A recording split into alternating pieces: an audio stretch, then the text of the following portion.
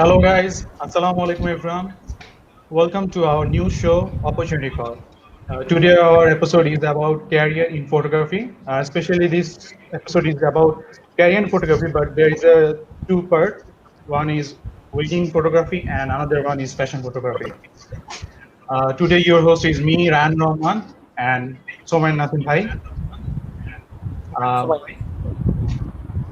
Basically আমরা যখনই বাসা থেকে বের হই তখনই বিলবোর্ড বা অনেক পোস্টার দেখে থাকি। নট অনলি দ্যাট, আমরা যখন ফেসবুকে ওপেন করি, ইভেন আমরা ফেসবুক ওপেন করার সময় কিছু পিকচার্স দেখি, অনেক জাঁকজমক পিকচার, এবং নট অনলি পিকচার, ভিডিও দেখে থাকি। সো তো ওইসব পিকচার্স অ্যান্ড ভিডিও ক্যাপচার করে কিছু মানুষ আছে যারা এইসব মোমেন্টস গুলোকে ক্যাপচার করে থাকে। তো আজকে সেসব মানুষদের সাথে আজকে আমরা আড্ডা দিব। ফার্স্ট ওয়ান হচ্ছে আমাদের শুভ ভাইয়া। শুভ ভাইয়া হচ্ছে আমাদের CEO and chief photographer at Dream Weaver. আর সেকেন্ড হচ্ছে আমাদের সোহেল ভাইয়া। সোহেল ভাইয়া হচ্ছে director and lead photographer at কেনাফিস ফটোগ্রাফি। আসসালামু আলাইকুম ওয়েলকাম ভাই সবাই। To our show. ভাই প্রথমে জিজ্ঞেস করবো কেমন আছে আপনার? এই তো লকডাউনে আলহামদুলিল্লাহ আলহামদুলিল্লাহ এখনো ভালো বেঁচে আছি। আলহামদুলিল্লাহ। তো যেটা হলো কোয়ারেন্টাইনের দিনগুলো কেমন যাচ্ছে আপনাদের, কেমন কাটাচ্ছেন কোয়ারেন্টাইন? আসলে এটা দিয়ে একটু বলতেন প্রথমে। শুভ বলো, আমরা ফার্স্ট কেমন যাচ্ছে শুভ বলো। ফার্স্ট ফার্স্ট 2 to 3 months যেটা হয়েছে যে আমরা হিউজ আমাদের ওয়েডিং ফটোগ্রাফি ডেলিভারি ছিল, ওই ডেলিভারি গুলো আমরা শেষ করেছি। দেখা গেল এডিটিং ছিল, চিল্ড লাইফ ছিল। তো যখন আমি ভাবছিলাম ফার্স্টে যে 2 to 3 months হবে অফ থাকবে সব কাজ, so let's take a break. আর এর মধ্যে রোজার মাস তো আমাদের বন্ধই থাকে, ওই প্ল্যানেই আগাচ্ছিলাম। বাট এখন যেটা দেখছি সিচুয়েশন তো আজ থেকে মানে আস্তে আস্তে ওর্স থেকে ওর্স হচ্ছে আরো। তো ঈদের পরে আসলে পুরো সিনারিটা একটু চেঞ্জ করে নিউ কিছু বিজনেস ভেঞ্চার শুরু করেছি। তো ব্যস্ততা এখন ব্যস্ততা আছে, আর গত 2 মাস ধরে ছিল। আর আমার বলতে ওই যে আমাদের আসলে সবাই তো একসাথেই, মানে প্রফেশন তো সেম। ওই আমাদেরও যখন আর কি আমরা স্টার্ট করে মানে লকডাউন শুরু হলো আর কি, প্রথম 2-3 মাস মোটামুটি কাজ করতে করতে মানে কখন আসলে টাইম গেছে জানি না, ছবি এডিটিং, ভিডিও, এটা সেটা করতে করতে। তো এরপরে ঈদের পরে থেকে আসলে তখন কাজ যখন কমে গেছে তখন আসলে সময়টা যে কত বোরিং যায়, মানে কাজ ছাড়া যে থাকাটা কত কষ্ট সেটা আসলে মানে ফিল করতে পারছি আর কি। তো এখন আমরা মানে মোটামুটি যারা আমাদের সাথে ফেসবুকে কানেক্টেড আর কি, সবাই মোটামুটি জানে যে আমরা একটা ডিফারেন্ট একটা ভেঞ্চার আমরা তারপর শুভ আমরা সবাই আর কি স্টার্ট করেছি। তো এখন মোটামুটি ওইটা নিয়েই আবার একটু কাজ করছি, তো একটু বিজিনেস এর মধ্যে থাকি। তো এখন আবার দেখা যাচ্ছে সময়টা একটু ভালোই কাটতেছে আর কি।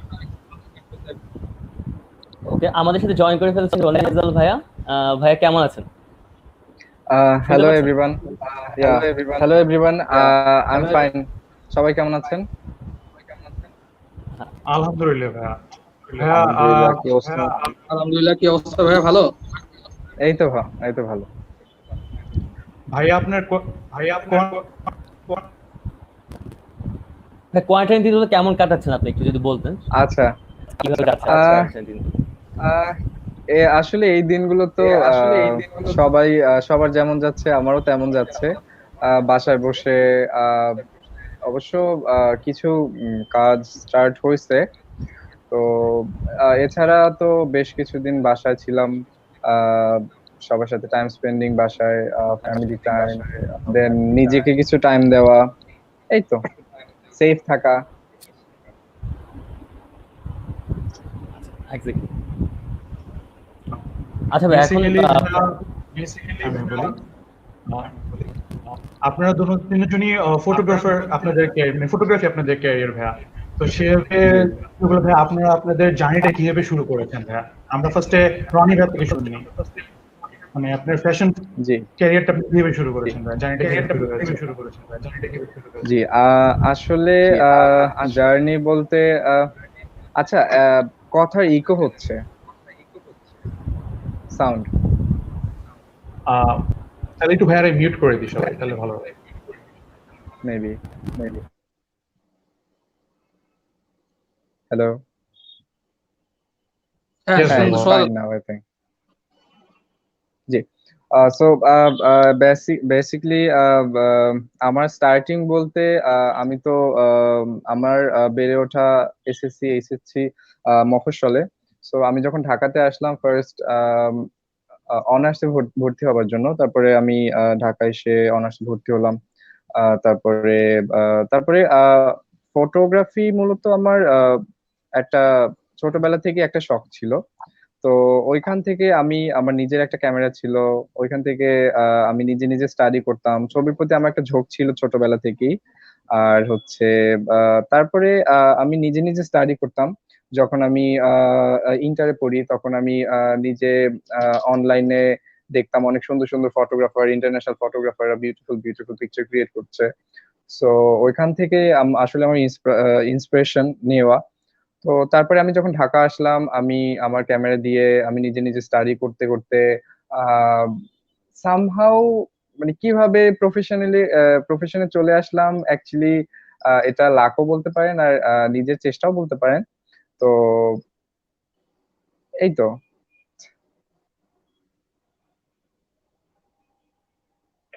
আচ্ছা, সোহেল ভাই থেকে শুনে নিই, সোহেল ভাইয়ের স্টোরিটা।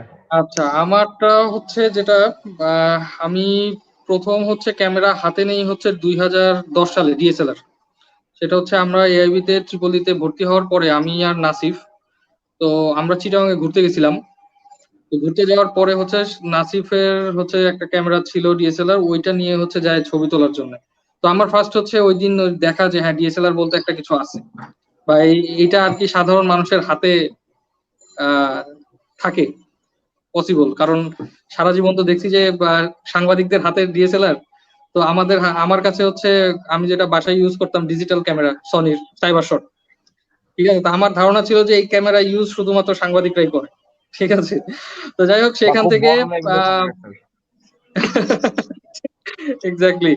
তো তারপরে হচ্ছে সেখান থেকে আহ, ঢাকায় আসার পরে আমি নাসিফকে বললাম, নাসিফ আমিও ছবি তুলবো, আমারে তুই শেখা। হ্যাঁ, তো নাসিফ তো বললো যে আচ্ছা ঠিক আছে, আমি তো ওয়েডিং ফটোগ্রাফি শুরু করবো, ঠিক আছে তুই আমার সাথে থাকিস। তো আমি বললাম ওকে, ঠিক আছে থাকবো।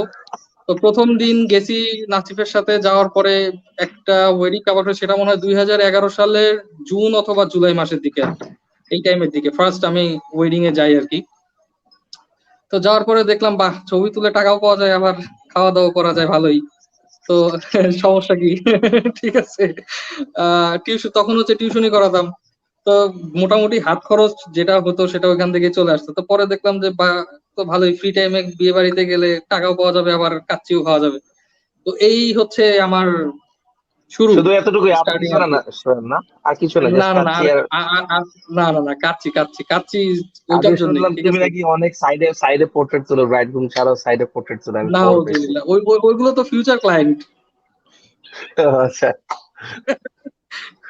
ওইগুলো ফিউচার ক্লায়েন্ট। হ্যাঁ, তো যাই হোক এই জন্যই সেখান কি থেকে শুরু। এই জন্যই কি সোহেল ভাইয়ের কাছে বিজনেস শুরু? কি? না, এই জন্যই কি সোহেল ভাই নিয়েও বিজনেস কাচ্চি বিজনেস শুরু করছে কিনা সেই জন্য হ্যাঁ আমি হ্যাঁ, এই যে জিজ্ঞেস আমি করি যে আর কি, একজন যেহেতু কাচ্চি কাচ্চি লাভার, ভালোবাসে। ঠিক আছে, আমি যে কাচ্চি খাইতে কত ভালোবাসি সেটাই যে এখন বোঝা যাচ্ছে, ঠিক আছে। দোকানে দিয়ে দিবি, দোকানে দিয়ে দিবি। তো শুরু ভাইয়ের তো ওইখান থেকে আসলে শুরু। তারপরে হচ্ছে প্রথমে আমি স্ট্রিট ফটোগ্রাফি করতাম, স্ট্রিট আর হচ্ছে ওয়াইল্ড লাইফ ফটোগ্রাফি করতাম বেশি। আমি আসলে সবাইকে ওয়েডিং ফটোগ্রাফি করি বা ওয়েডিং করতে ভালো লাগে এটা আমি আসলে খুব মানুষকে বলতাম না। আমি নাসিবের সাথে যেতাম, ওর সাথে কাজ করতাম, ওর কাছ থেকে চলে আসতাম, বাট আমার প্যাশনটা ছিল হচ্ছে ওয়াইল্ড লাইফ ফটোগ্রাফিতে। তো 2015 পর্যন্ত মোটামুটি ওটার পিছনে আর কি টাইম বেশি দিছি। এরপরে যখন ইউনিভার্সিটি শেষ হলো তখন আসলে চিন্তা করলাম যে ঠিক আছে, যে কাজটা শিখছি এটাই প্রফেশনালি দেখি আগাই কিছুদিন, কি করা যায়। তো এই তো চলছে আর কি এখন ওইভাবেই।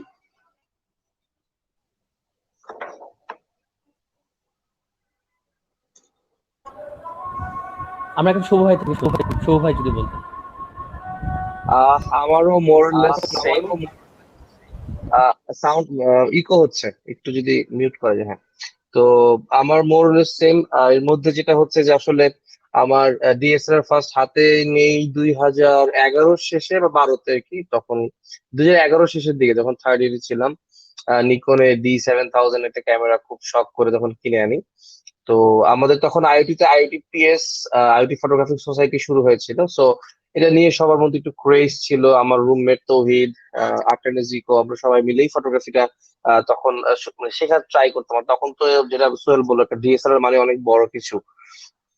তো ওইখান থেকে 2-4টা করে কারোর ক্যামেরা নিয়ে এটাই শুরু। তারপরে আস্তে আস্তে করে যে টিউশনি করে টাকা জমায় আমি আবার গেমিং গিয়ার সেল করতাম, মানে ব্যবসাটা রক্তের মধ্যে আর কি বলতে গেলে। এখনো বাংলাদেশে গেমিং কমিউনিটি আমাকে অনেক ভালো করে অনেকে চিনে, যে gaming keyboard, mechanical keyboard, mouse এগুলো সেল করে দেখা গেছে যে আমি সামাও টাকা জমাইছি। টিউশনি 2 থেকে 3টা করতাম। তো ওইখান থেকে আসলে শুরুটা। তারপরে যখন ক্যামেরা আসে, ডিএসএলআর হাতে আসে, তখন স্ট্রিট করতাম। তখন তো ব্রেক দ্য সার্কেল ছিল, এখনো আছে ব্রেক দ্য সার্কেল, আইওটির খুব নাম করা এটা একটা ফটোগ্রাফিক কম্পিটিশন। এবং প্লাস এনএসইউ ছিল, এনএসইউ পিসির বোধহয় একটা ইয়ে ছিল, কম্পিটিশন ছিল। তো ওইসব কম্পিটিশন ছবি দেওয়ার জন্য প্রচুর স্ট্রিট ছবি তুলতাম। তো তখন যখন 3rd ইয়ার শেষ হলো, 4th ইয়ারের শুরুতে এরকম সময়, তখন কিন্তু লাইফটা অনেকটা গুছায় নিয়ে আসতে হয়, যে আমি আসলে কোথায় যাচ্ছি, কি করব, বা মানে আমার আসলে ইয়েটা কি, মানে এইমটা কি হতে যাচ্ছে, অ্যাকচুয়াল ফাইনাল এইম, যে আমি কি একজন, আমি জব করব, বিজনেস করব, বা ফ্যামিলি প্রেশার, সবকিছু মিলে। তো তখন আস্তে আস্তে আমি বুঝতে পারলাম যে যেহেতু ছবি তোলাটা আমি পছন্দ করি, এবং আমি কিছু অ্যালবাম করতাম, পোর্ট্রেট তুলতাম আমার ফ্রেন্ডদেরকে, হ্যাঁ, আমার মেকানিক্যাল 08-এর, আইওটির, ওদের ছবি তুলতাম। তো ওখান থেকে না আস্তে আস্তে করে একটা ভাইব আসলো যে ইয়েস, এখানে ভালো ইনকাম হয়। এন্ড দেন আমার ফ্রেন্ড তানজিব, ও 0008-এর, ওর বোনের বিয়েতে ফার্স্ট আমি কল পাই যে দোস্ত, তোর ডিএসএলআর ক্যামেরা আছে, তুই তাহলে একটু ছবি টবি তুলে দিস, কত টাকা নিবি? যে তো তখন আমাকে সে একটা অ্যামাউন্ট দেয়, 6,000 টাকা আমার মতো মনে পড়ে, যে 2 দিনে 6,000 টাকা নিছি। তো it was very good amount of money. আমি 1 মাস একটা টিউশন করে যে টাকাটা পেতাম, সেটা 2 দিনেই পাই। প্লাস হচ্ছে বিয়ের প্রোগ্রাম, বন্ধু বান্ধবের সাথে চিল পিল করবো বা এরকম। দেন আমার কাছে মনে হয়েছে যে ইয়েস, আমি এখান থেকে কিন্তু একটা ইনকাম সোর্স ক্রিয়েট করে নিতে পারি, যে সোর্সটা দিয়ে আমি হয়তো বা আমার ফিউচারটাকে আমি এখানে স্টেবল করতে পারবো। বিকজ সবাই মানে এটা 4th ইয়ারে কিন্তু ম্যাক্সিমাম ক্ষেত্রেই, স্পেশালি যারা ইঞ্জিনিয়ারিং বা যারা এরকম 4 বছরের কোর্সে ভর্তি হয়, তারা কিন্তু বাসা থেকে প্রেসারে থাকে যে you have to do something, কিছু একটা করো, you have to prove it. তুমি ইনকাম করতেছো 10,000 হোক আর 20,000 হোক। তো ওইটাই আসলে ওখান থেকে তারপরে তো আমার ড্রিম এবার ফর্ম হইলো 2012 সালে। এই হচ্ছে কথা। হ্যাঁ, ওই ওই টাইমে কিন্তু ওই টাইমে কিন্তু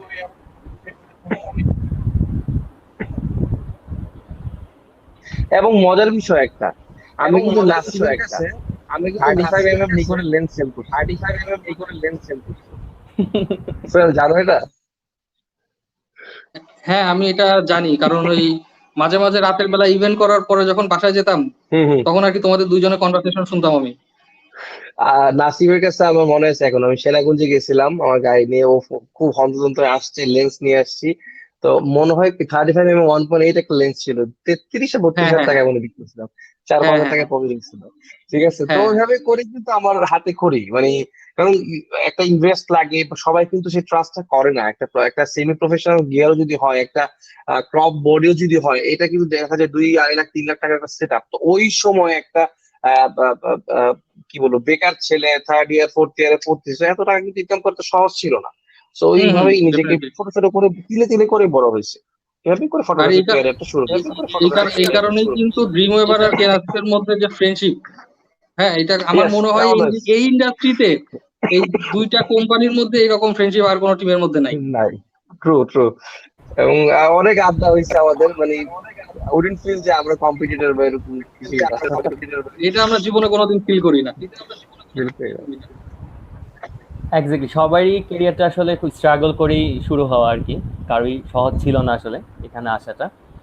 তো এখন আমার শুভ ভাইয়ের কাছে কোশ্চেনটা হলো, যেটা হলো যে যেহেতু ইয়ুথদের জন্য আমাদের এই আজকের সেশনটা করা, তো ইয়ুথরা কিভাবে ওয়েডিং ফটোগ্রাফারদের তাদের ক্যারিয়ার হিসেবে বিল্ড আপ করতে পারে, কি কি করলে ওদের সুবিধা হয়, আপনি যদি একটু বলতেন।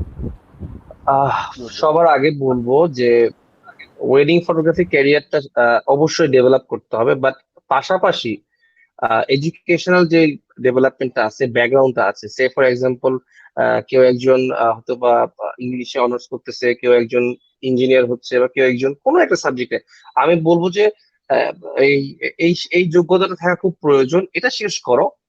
অনেকে আছে ইন্টার পাস করে ফার্স্ট ইয়ারেই টাকার ঝোঁকে চলে আসতেছে। বাট আমি বলবো যে পড়ালেখাকে ডিস্টার্ব না করে ক্যারিয়ার এডুকেশনাল ব্যাকগ্রাউন্ডটা ঠিক রাখে, এই জন্য নট ফর যে আমার তো ওয়েডিং ফটোগ্রাফি এটা প্রয়োজন না, বাট আমার এটা প্রয়োজন যে এই যে এডুকেশনাল ব্যাকগ্রাউন্ড এটা শুধু শিক্ষাগত যোগ্যতা কিন্তু সার্টিফিকেশন দেখানোর জন্য না। একজন কেউ যখন একটা ইঞ্জিনিয়ার হয় সে কিন্তু তার ওই ব্রেনটা কিন্তু ওইভাবে ডেভেলপ হয়েছে, মানে তার তার টেস্ট, তার যে রুচি, যে ছবি তুলবে, ছবিটা কিভাবে কিভাবে সে প্রেজেন্টেশন করবে, কিভাবে ক্লায়েন্ট ডিলিং করবে স্মার্টলি, সবকিছুর জন্যই কিন্তু এডুকেশনাল ব্যাকগ্রাউন্ডে থাকা প্রয়োজন। তো আমি সবাইকে আগে ফার্স্টে বলবো যে মেক শিওর যে তোমার এডুকেশনাল একটা ব্যাকগ্রাউন্ড আছে, ভালো হোক, এটা একদম 4 আউট অফ 4 সিজিপিএ থাকা লাগবে এরকম না, 3 হোক, 3.1 হোক, what ever it is, but at least পড়ালেখার জন্য ডিস্টার্ব না হয়, চাকরির জন্য না। এমন না যে ফটোগ্রাফি করে আসলে অনেকদিন চলা যায় না, আমরা 8 বছর ধরে চলতেছি রাইট না, আর 8 বছর ধরে আলহামদুলিল্লাহ খুব ভালো পজিশনে আসছি। তো পড়ালেখাটা শেষ করো, পাশাপাশি ওয়েডিং ফটোগ্রাফি যদি নিজেকে আগে ডেভেলপ করতে চাও তাহলে পড়ালেখা শেষ করো, ওইখানে জয়েন করো। এমনি যে বিয়েতে গেলাম একটা ফ্ল্যাশ লাগিয়ে ছবি তুলে ফেললাম, আসলে এটা এটা আসলে কোনোভাবে মানা যায় না। বেটার হচ্ছে সবার প্রথমে বেসিক ফটোগ্রাফি করো, স্ট্রিট করো। আমি স্ট্রিট প্রচুর করতাম, যেমন সোহেলের খুব ওয়াইল্ড লাইফ পছন্দ, আমি আবার স্ট্রিট পছন্দ করতাম। আরেকটা করতাম রিভার্স লেন্স দিয়ে, তখন তো ম্যাক্রো লেন্স ছিল না, হ্যাঁ রিভার্স হ্যাঁ। লেন্স দিয়ে যে আমি ওই কিছু মাকড়সা পিঁপড়া ছবি মানে চেষ্টা করতাম। তো বেসিকটাকে আগে ঠিক রেখে পড়ালেখা, দেন ফটোগ্রাফির বেসিকটাকে ডেভেলপ করে দেন ক্যারিয়ারে আসো। সো দ্যাট কেউ হ্যাঁ যখন একদিন জিজ্ঞেস করবে যে ভাইয়া এইটার এই জিনিসটা কি, বা এই ছবিটা কি, এটা হোয়াইট ব্যালেন্সটা কি, বা হোয়াট এভার কোন টার্মসে যেন তুমি আনসার দিতে না পারো, এরকম যেন না হয়।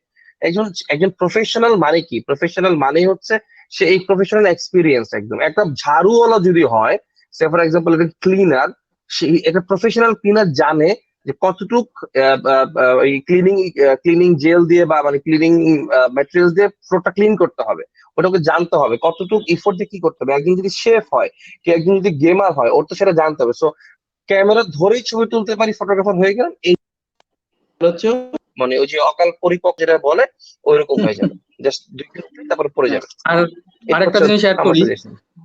সেটা হচ্ছে যে আহ, শুভ যেটা বললো যে এডুকেশনাল ব্যাকগ্রাউন্ড, এটা কিন্তু আসলে আরো একটা ব্যাপার, যেটা হচ্ছে যে আমরা এখন ওয়েডিং ফটোগ্রাফিটা আসলে যে লেভেলের মানুষের কাছে বা যে আমাদের সোসাইটিতে যে ক্লাসের মানুষের সাথে আমরা মিশি, ঠিক আছে।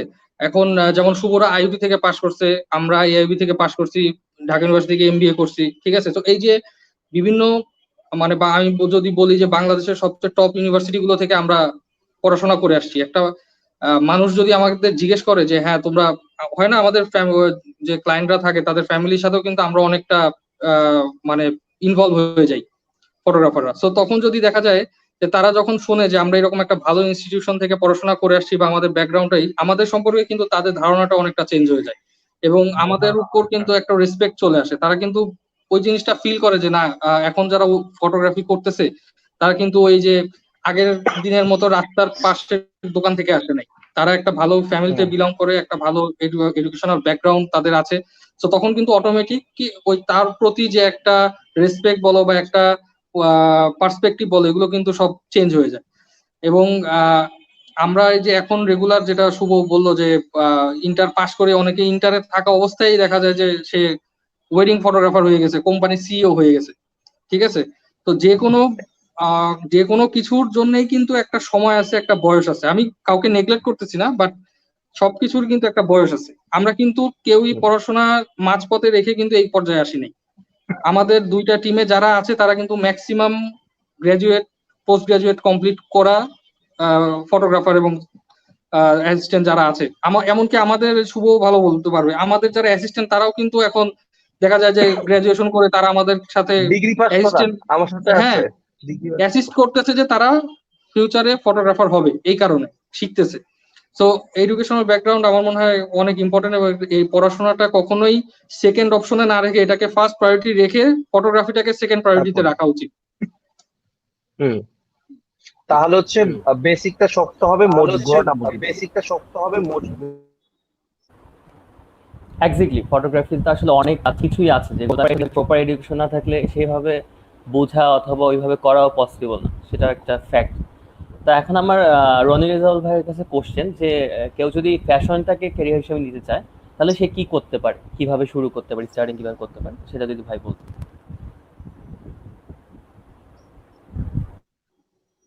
তো আহ শর্ট সর্বপ্রথম যেটা থাকা বেশি দরকার সেটা হচ্ছে পার্সোনাল ফ্যাশন টেস্ট। আপনার আপনার যদি ফ্যাশন টেস্ট ভালো থাকে, আপনার যদি ফ্যাশন সম্পর্কে স্টাডি থাকে, আপনার ফ্যাশন সম্পর্কে যদি আইডিয়া থাকে, তাহলে আপনি একটা যে কোনো অর্ডিনারি মানুষকে ফ্যাশনেবল ভাবে প্রেজেন্ট করতে পারবেন। মানে আপনার দেখার যদি ওই চোখটা থাকে যে একটা অর্ডিনারি একটা মেয়ে আর অর্ডিনারি একটা ছেলে, but he or she has a good feature, then you can shoot her. মানে আপনি তখন তার শুট করতে পারবেন। সো দেখার চোখটা অনেক বেশি ইম্পর্টেন্ট, আর হচ্ছে ফ্যাশন টেস্টটা অনেক বেশি ইম্পর্টেন্ট, আর স্টাডি অনেক বেশি ইম্পর্টেন্ট। যেমন ধরেন এখন তো ধরেন ইনস্টাগ্রামের সময় সবকিছু অনেক ইজি, এবং ইনস্টাগ্রামে আমরা অনেক নিট এবং অনেক আপ টু ডেট ফ্যাশন যেসব ইন্টারন্যাশনাল ফটোগ্রাফি আছে, তারপর ধরেন যেসব ইন্টারন্যাশনাল ম্যাগাজিন আছে, ভোগ, তারপরে হ্যাপাস বাজার, অন্যান্য যেসব ম্যাগাজিন আছে, আমরা খুব ইজিলি ছবিগুলো পেয়ে যাই। কিন্তু একসময় দেখা যেত যে আমরা আমরা যখন ছোট থেকে আমি যখন শুরু করছি, ইন্টার ইন্টার আমার ইন্টার থেকে বলতে পারেন, তখন যেমন ইন্টারনেট অনেক এক্সপেন্সিভ ছিল, এবং আমি অ্যাজ এ স্টুডেন্ট আমার জন্য অনেক এক্সপেন্সিভ ছিল, এবং আমার তখন ইন্টারনেটের স্পিড তো ছিল আরো অনেক বাজে অবস্থা। আর আমি তো তখন একদম মফস্বলের, কিন্তু আমার মধ্যে ওই ওই ওই জিনিসটা ছিল যে আমার ভালো লাগে, আমার পার্সোনাল টেস্ট যেটা, আমার আমার আমার ফ্যাশন ফ্যাশন বরাবরই ভালো লাগে, আমার ফ্যাশনেবল মানুষ ভালো লাগে, আমার ফ্যাশনেবল সুন্দর মানুষ ভালো লাগে, আমার হিউম্যান বিইং ভালো লাগে। আমি অ্যাকচুয়ালি এটা আমার পার্সোনাল টেস্ট বলতে পারেন যে ফ্যাশন ফটোগ্রাফি যেটা, এটা আমার পার্সোনাল টেস্ট, এটা আমার পার্সোনালি ভালো লাগে। তো এই জন্য আমি ফ্যাশন ফটোগ্রাফি করি। তার মানে এই না যে আমি আমি স্টাডি করি না। আমি এখনো এভরিডে দেখা যায় যে যে জিনিসটা আমি জানি, হয়তো দেখা যায় একটা বিউটি রিটাচিং টিউটোরিয়াল আমি জানি, এবং আমি আমি করি, আমি পারি, বা যেটুকি পারি। বাট আমি আমি রাতের বেলা ঘুম না আসলে শুয়ে শুয়ে আমি টিউটোরিয়াল দেখি, আমার ভালো লাগে, আমি এখনো দেখি। আমি একদম সেলফ লার্নার। আমি কোথাও কি বলে, কারো অ্যাসিস্ট্যান্ট ছিলাম না, কারো সরি, আমি কারো অ্যাসিস্ট্যান্ট ছিলাম না, আমি কারোর সাথে কাজ করিনি কখনো, কোনো ফটোগ্রাফারের সাথে। আমি কোথাও কোনো ওয়ার্কশপ করিনি। তো আমি আহ, যতটুকুই করা বা যতটুকুই শেখা, পুরোটাই হচ্ছে আমার আমার আমার চেষ্টায়, আমার ইচ্ছায়, এবং হচ্ছে আমার পার্সোনাল স্টাডিতে। আর সবচেয়ে যেটা বেশি ইম্পর্টেন্ট হচ্ছে, যে জিনিসটা আমার জন্য অনেক বেশি কাজে লেগেছে, সেটা হচ্ছে ভুল করে শেখা। আমি আমি নিজে যখন ক্যামেরা কিনি, তখন আমি ক্যামেরার সেটিংসও বুঝতাম না। আমি ওই সময় ক্যামেরা কিনি। তো আমি ভুল করে করে শিখছি, এবং আমি ফটোশপ বলেন, লাইটিং বলেন, আমি এটা আমি জিনিসটা শেয়ার করি যেহেতু ইন্সপায়ার্ড সামথিং, মানুষকে ইন্সপায়ার করার জন্য। সো আমি আমার একটা ছোট্ট স্টোরি শেয়ার করি, সেটা হচ্ছে যখন আমি নতুন ছিলাম, ছোট ছিলাম ফ্যাশন ফটোগ্রাফিতে, তখন তখন আমি তো আমার পড়াশোনার বা আমার পার্সোনাল যে কস্ট যেটা, ওটা আমার বাড়ি থেকেই দিত। তো ওই সময় আমি আহ, আমার আবার একটা জিনিস আছে যে যে জিনিসটা আমার ভালো লাগে বা যে জিনিসটা আমি করতে চাই, ওই জিনিসটা ওই লাইন আমি ধরিয়ে থাকি। মানে I don't give up, I don't give up very easily. তো আমি আমার একটা মানে একটা জিনিস ছিল যে আমার এই জিনিসটা ভালো লাগে, আমি এই কাজটা করছি, এবং এই কাজটা আমি করবো এবং দেখবো মানে কত দূর কি করতে পারি। ডেডিকেশন। এমন না যে আমি আমি আমি হ্যাঁ ইয়া আমি আমি এমন না যে আমি ক্যামেরা কিনলাম, 2 দিন ছবি তুললাম, কিছু হচ্ছে না, okay I gave up. I am not like that. তো আমি আমাদের এক অনেক বড় একজন, তখন তখন মার্কেটে অনেক ভালো কাজ করছে এবং বেশ পরিচিত। তো তার কাছে গেলাম লাইটিং এর কোর্স করার জন্য। উনি আবার তখন লাইটিং এ বেশ আহ, নাম ডাক ওনার। So so sorry.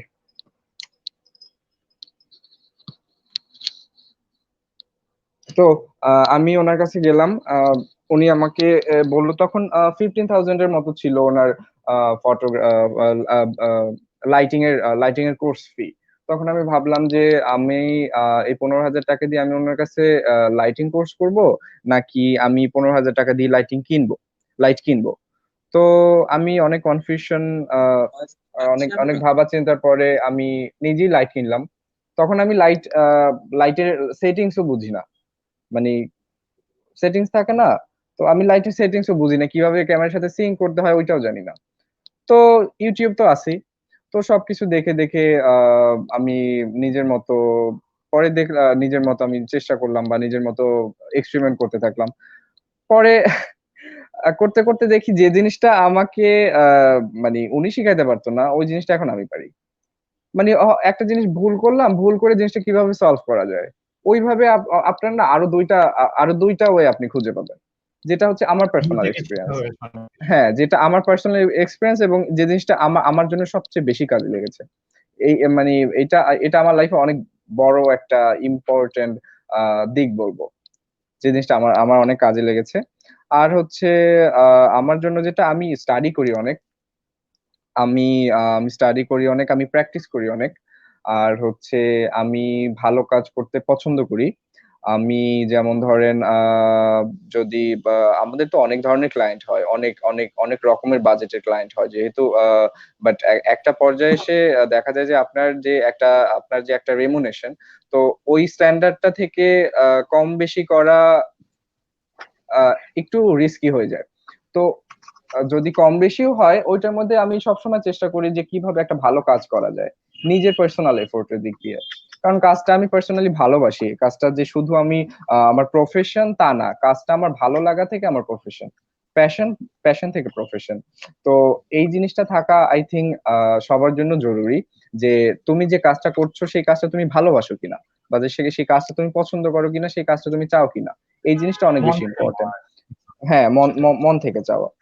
তো দেখা যায় যে আমি এখনো আমার মতো স্টাডি করি। আমার পিসিতে আমার আমি বলতে পারবো যে মানে অলমোস্ট সব ফেমাস ইন্টারন্যাশনাল ফটোগ্রাফারদের সব ছবি আমার সেভ করা। এটা আমার পার্সোনাল কালেকশন। আমার ভালো লাগে।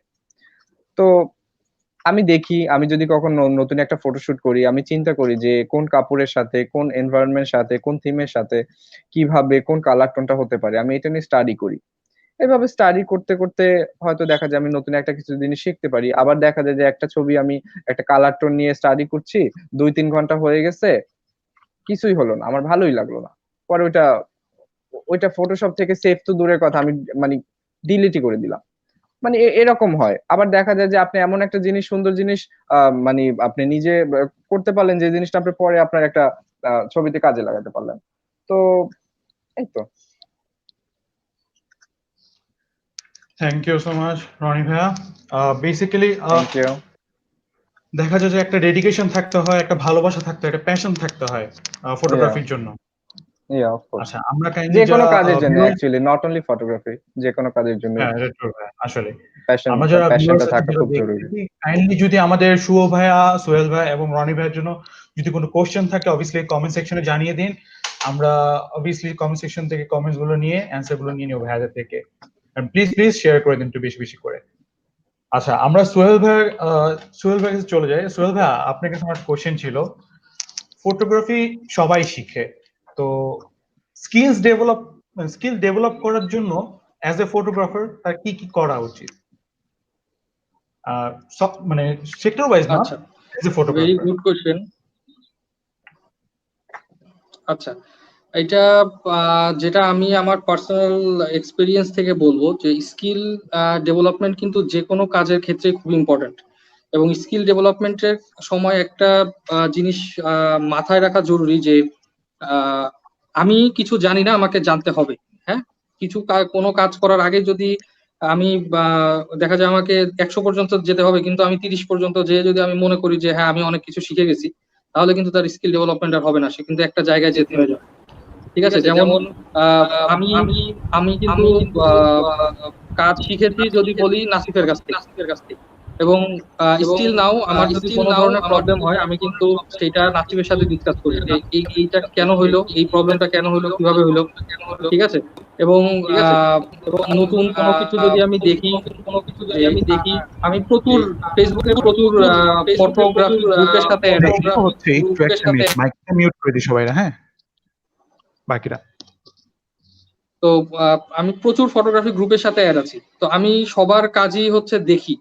আমার ছবি দেখতে ভালো লাগে, তো আমি সবার কাজই দেখি, ফলো করি যে কে কিরকম কাজ করছে। আমি কিন্তু কখনো সিনিয়র জুনিয়র জিনিসটা হিসাব করি না যে ও আমার চেয়ে জুনিয়র, ওর কাছে একটা কোশ্চেন করা যাবে না। ঠিক আছে, বা ও আমার সমবয়সী, ওর কাছে একটা কোশ্চেন করলে বা একটা কিছু জানতে চাইলে আমার যে ইগোতে লাগবে বা আমার মান সম্মানে লাগবে, আমি কিন্তু এটা কখনো মনে করি না। ঠিক আছে, আমি যেমন প্রাউডলি সবসময় বলি যে আমি প্রথম এই যে লাইট কি বলে ন্যারো লাইটে যে ছবি তোলা যে ব্যাপারটা, এটা আমি ফার্স্ট দেখি হচ্ছে এই স্ন্যাপশটের ফারহান ভাইয়ের কাছে। একটা ওয়েডিং এ উনি আমাদের সাথে ছিল, এগেনস্টে ছিল। তো আমি ফার্স্ট হচ্ছে তাকে দেখি যে ওই সময় বাংলাদেশে এই কি বলে স্নুট বা এই জাতীয় যে ইনস্ট্রুমেন্ট গুলো ছিল সেগুলো তখনো আসে নাই।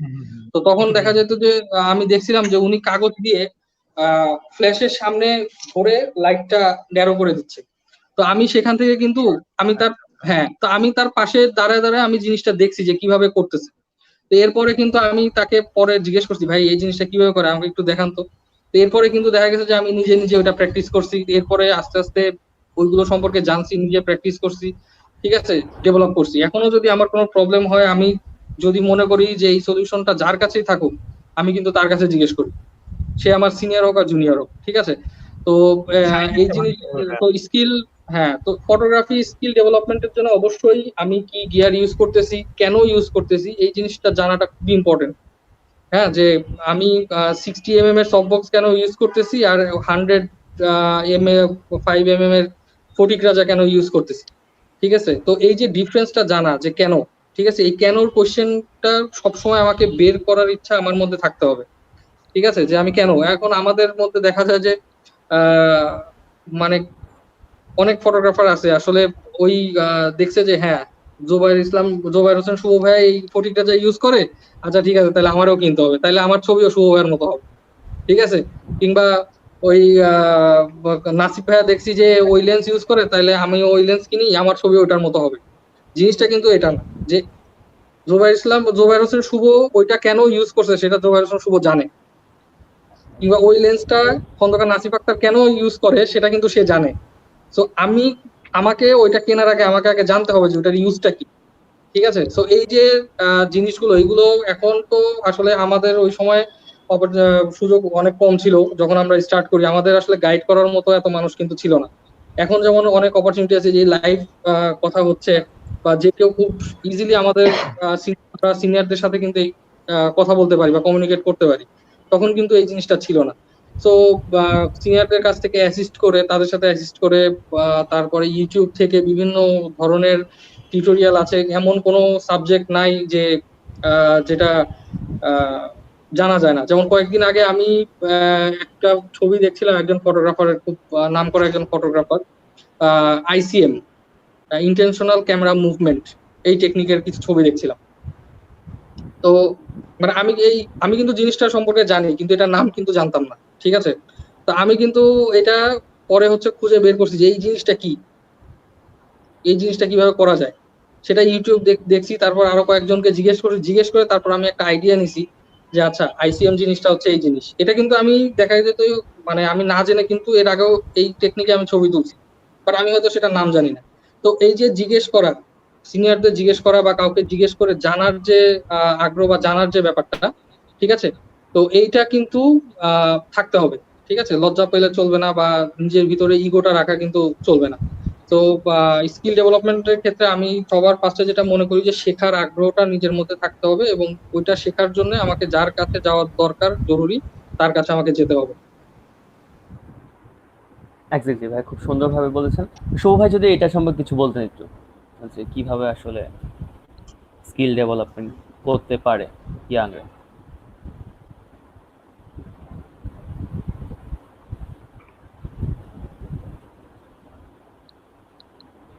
শুভ ভাই প্রবলেম শুভ এমন একটু প্রবলেম করতেছে। আচ্ছা, আমরা তাহলে রনি ভাইয়ার থেকে একটু একটা কোশ্চেন করি। হ্যাঁ, রনি ভাইয়া, আপনি যেহেতু ফ্যাশন ইন্ডাস্ট্রিতে আছেন, ফ্যাশন ফটোগ্রাফি করছেন, তো অনেক সময় দেখা যায় যে ফ্যাশন ফটোগ্রাফিতে আপনার আউটডোর লোকেশন একটা ম্যাটার আছে। তো সেখানে আপনি কি কি ক্রাইটেরিয়া দেখেন যে মানে আমার এখানে আউটডোর ফটোশুটটা করতে হবে এইসবের জন্য, অথবা ইনডোরের জন্য এইসব ফটোশুট করতে হবে, আপনি জিনিসটা ক্রাইটেরিয়া ভাগ করেন কিভাবে?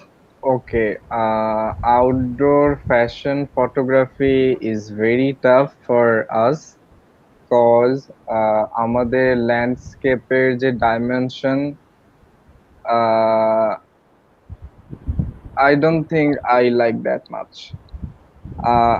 আমার শুধু আমি বলবো যে আমার আমার আমার কিছু জিনিস বা কিছু কিছু সিলেক্টেড জায়গা বেশ ভালো লাগে। মানে অ্যাকচুয়ালি পার্সোনালি আমার যখন আউটডোর ফটোশুটের কথা হয় বা যদি কখনো হয়, আমি জায়গা বা লোকেশন নিয়ে অনেক বেশি একটা মানে প্যারায় পড়ে যাই বা একটা টেনশনে পড়ে যাই বা কোথায় করব।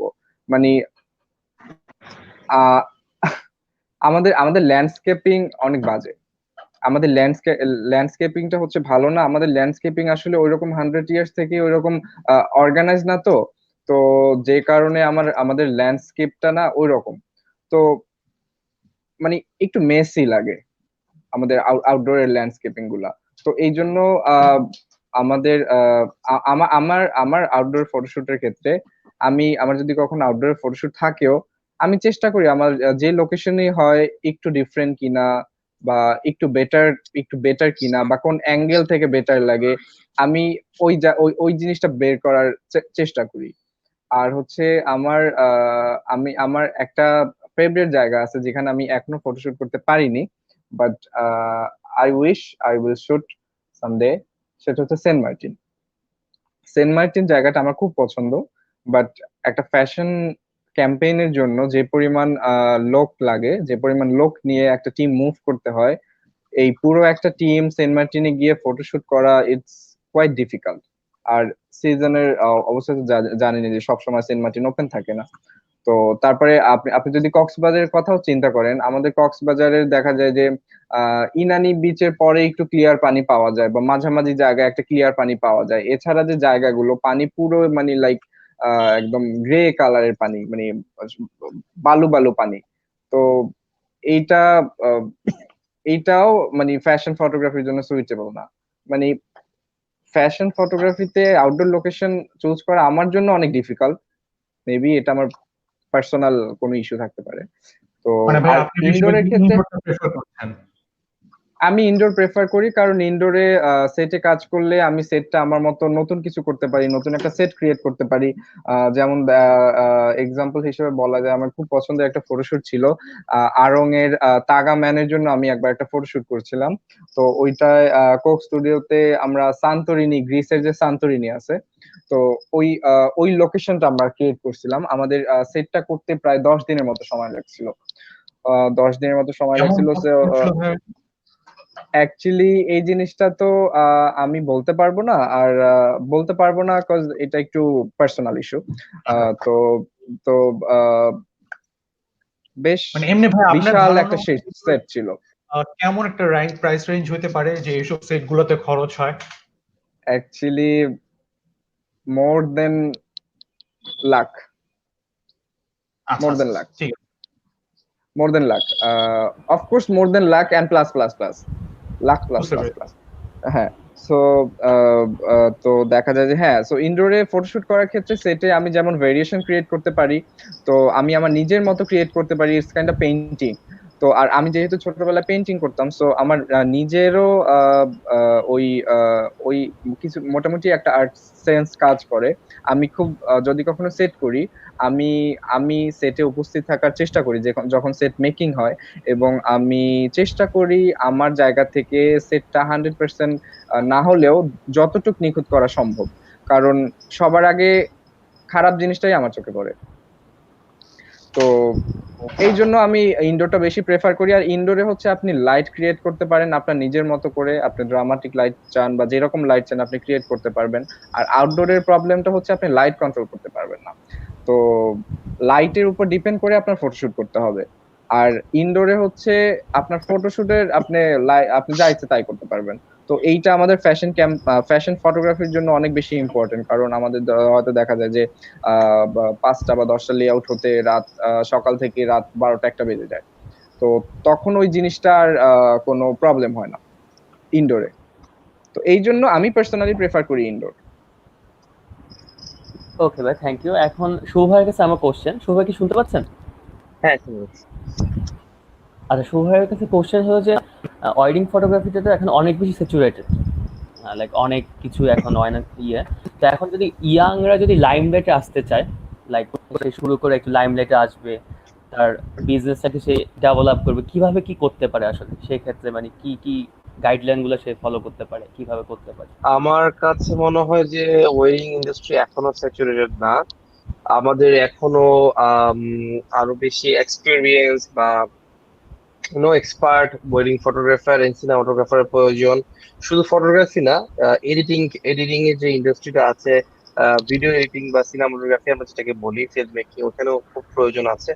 সো আমার মনে হয় না এখন আসলে স্যাচুরেট, এখনো অনেক এক্সপার্ট ফটোগ্রাফারের প্রয়োজন। তো যারা আসলে লাইমলাইটে আসতে চায় বা ভালো কিছু করতে, তাদের জন্য উদ্দেশ্যে আমি বলবো সেটা হচ্ছে যে এই যে যেটা এতক্ষণ ধরে সোহেল বললো, যে স্কিল ডেভেলপমেন্ট করা বা শিক্ষাটাকে না ছাড়া, জানাটাকে লিমিট করে না ফেলা, এবং অ্যাজ ওয়েল এস একটা গুড বিজনেস প্ল্যাটফর্ম ক্রিয়েট করা, যে প্ল্যাটফর্ম থেকে সে তার নিজের কোম্পানি বা ইগো হচ্ছে আমার সো নিজের কোম্পানি বা নিজেকে আসলে সে এখানে কি করতে প্রেজেন্ট করতে পারে। তো যারাই নতুন কেউ আছে তাদের উদ্দেশ্যে বলবো যে আইদার কোনো কোম্পানিতে জয়েন করতে, অথবা যদি কোনো নিজেই কোনো উদ্যোক্তা হয়ে, অন্টারপ্রেনার হয়ে যদি শুরু করতে চায়, অ্যাটলিস্ট একটা অফিস রাখা, এবং ক্লায়েন্টকে একটা ভালো সার্ভিস দেওয়া। যে সার্ভিস দেওয়া মানে যে সার্ভিসের সাথে কমিটমেন্টের একটা বড় ইস্যু আছে, সেই ইস্যুটাকে টাইমলি ডেলিভারি করা বা টাইমলি পৌঁছানো, এসব জিনিস কিন্তু খুব ছোট ছোট জিনিসগুলো কিন্তু খুব ম্যাটার করে ওয়েডিং ফটোগ্রাফি। বিকজ আমি কিন্তু সেট বানাতে পারতেছি না ওয়েডিং ওয়েডিং আমার 4 ঘন্টার শুট, এই 4 ঘন্টা বা 5 ঘন্টার মধ্যে আমাকে সবকিছু করতে হবে, এবং 4 ঘন্টা 5 ঘন্টার মধ্যে আনএক্সপেক্টেড অনেক কিছু হবেই, যেটা আমি চাইলেও ফিক্স করতে পারবো না, হয়তো বা অ্যাডজাস্ট করতে পারবো। যে হতে পারে আমার ট্রাফিকে আটকে গেছি বা ব্রাইডগ্রুম দেরি করে আসছে, এবং অনেক ইস্যু হতে পারে। বাট যেটাই হোক ইস্যুটা, you have to that be you there have on to, time. হ্যাঁ, এন্ড টিউন করে নিতে হবে তোমাকে সেইভাবে, যে ব্রাইড দেরিতে আসছে, আমি ভালো ছবি তুলতে পারলাম না, কেউ তোমাকে as a professional you have to do this, যে উইদিন সে ফর এক্সাম্পল যে কি বলে যে 30 মিনিটস আমি ভালো ছবি তুলতে হবে, সেই ক্যাপাবিলিটি থাকা লাগবে। or else you cannot call yourself a professional photographer, professional wedding photographer. তো আগেই মানে বটল নেকিং না করে বেটার স্লোলি ডেভেলপ করা, শুধু ফটোগ্রাফি স্কিল না, business skill, marketing skill, client after sale service, এইসব জিনিসগুলোকে খুব ভালোভাবে দেখতে হবে। এবং সবচেয়ে বড় কথা, একবার যদি ফেম পেয়ে যাই, সেই ফেমটাকে যেন আমরা নষ্ট না করি। আমার কথা কি শোনা যাচ্ছে? Yes, yes. So Yes, yes. ফেমটাকে যেন আমরা নষ্ট না করি, অনেক দ্রুত যেন আমরা, হয় কি অনেক খুব ফাস্ট বিল্ড আপ হচ্ছে, বন্ড হচ্ছে, 2 বছর পর নাম হ্যাঁ সোহেল ভাই, হ্যাঁ সোহেল ভাই,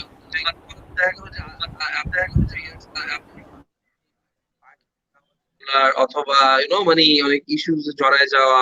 তো you have to be honest with your job, with yourself. এবং যদি কোনো ফেম আসে বা ভালো নামটা আসে, সেটাকে ধরে রাখাটা কিন্তু অনেক ডিফিকাল্ট, রাদার দেন, এটা সবসময় আমরা সবসময় জানি, ছোটবেলা থেকে শিখে আসছি যে অর্জন করা থেকে রক্ষা করাটা অনেক বেশি ইম্পর্টেন্ট এন্ড টাফ। সো যেমন আমি সবসময় চেষ্টা করছি ফেসবুকে নিজের ইমেজটাকে ঠিক রাখা, বা এমন কিছু না করা যেটাতে আসলে শুধু ইমেজটাই নষ্ট হয়। কিছু একটা মাথায় আসলো, আমি ফেসবুকে শেয়ার করলাম, কিছু একটা আমি একটা পার্টিতে গেলাম, আমি একটা সেফরা এক্সাম্পল যে খুব অ্যালকোহলিক হয়ে গেল, আমি অনেক ফটোগ্রাফার দেখছি, আমি নাম উল্লেখ করবো, চিটাগাং একজন ফটোগ্রাফার দেখছি, খুব ভালো ছিল। তো সে সামহাও পরে সে নিজেই সেটা রিগ্রেট করছে এবং বলছে যে ও এখানে অ্যাডিক্টেড হয়ে গেছিল। তো এরকম অনেক কিছু হয়, কারণ রাত ভোর কাজ করতে হয়। সো আমি আমার সাইড থেকে যেটা বলবো, আমি অলওয়েজ অনেস্ট ছিলাম আমার কাজকে নিয়ে, আমার অফিসকে নিয়ে, আমার ফ্যামিলিকে নিয়ে, আমার পার্টনারকে নিয়ে, লাইফ পার্টনারকে নিয়ে, এবং ওভারঅল আমি আমার সাথে অনেস্ট ছিলাম। তো এই জিনিসটা খুবই ইম্পর্টেন্ট। এটা কেউ ট্রেন আপ কেউ দিবে না, এটা কেউ শিখাবে না, এটা নিজেকে বুঝে নিতে হবে ওয়েন টু স্টপ। তো এটাই হচ্ছে আমার সাজেশন সবার জন্য। আমি একটু অ্যাড থ্যাংক ইউ করি, ভাইয়া, খুব যেটা সুন্দর শুভ বললো আর কি। আমার সাউন্ড চলে গেছে, আমি শুভর আবার জয়েন কথা, করছি, কল আসলে আমার সাউন্ড চলে যায়, আমি আবার জয়েন করছি। Yeah, sure. শুভর কথাগুলোর সাথে আসলে খুবই একমত। যেটা হচ্ছে আমরা রিসেন্টলি আমরা যেগুলো দেখি আর কি, যে আমরা কিন্তু যে কোনো জায়গা থেকে একটা প্রোডাক্ট কিনি বা কিছু, আমাদের কিন্তু তাদের উপর একটা ট্রাস্ট থাকে, ট্রাস্ট থেকে কিন্তু আমরা তাদের কাছে একটা জিনিস কিনি। এবং আমরা যে কিছু কেনার আগে কিন্তু আমরা জিজ্ঞেস করি যে এটার ওয়ারেন্টি কি আছে, এই ওয়ারেন্টি জিনিসটা কিন্তু এটা কিন্তু আসলে যে পোস্ট সার্ভিস, যে পোস্ট ওয়েডিং সার্ভিস যেটা বলে বা পোস্ট ডেলিভারি সার্ভিস, ঠিক আছে, এই জিনিসটা কিন্তু খুব ইম্পর্টেন্ট। অনেক সময় আমরা ক্লায়েন্টের সাথে অনেক সময় কথা বলি, তাদের কাছ থেকে শুনি যে ফটোগ্রাফারকে ডেলিভারির জন্য ফোন দিছে 3 মাস ধরে, দেখা যায় যে ফোনেই পায় না, না ফোনে পাচ্ছে, তার অফিসে গেলেও পায় না, কিছু হচ্ছে না। ঠিক আছে, এখন ব্যাপারটা হচ্ছে আমরা যখন একটা ডেলিভারি দিই সেটা অনেক ধরনের টেকনিক্যাল প্রবলেম হতে পারে। দেখা যায় যে আমি তার পেন ড্রাইভে কপি করে দিছি, হয়তো সেটা কাজ করতেছে না, কিংবা আমি তাকে ডিভিডিটা দিছি, হয়তো ডিভিডিটা কাজ করতেছে না, এরকম কিন্তু অনেক ধরনের প্রবলেম হয়। তো এই আরেকটা প্রবলেমে, ইন্টারাপ্ট করলাম সোহেল, সরি ইন্টারাপ্ট হ্যাঁ, করলাম। না না সরি,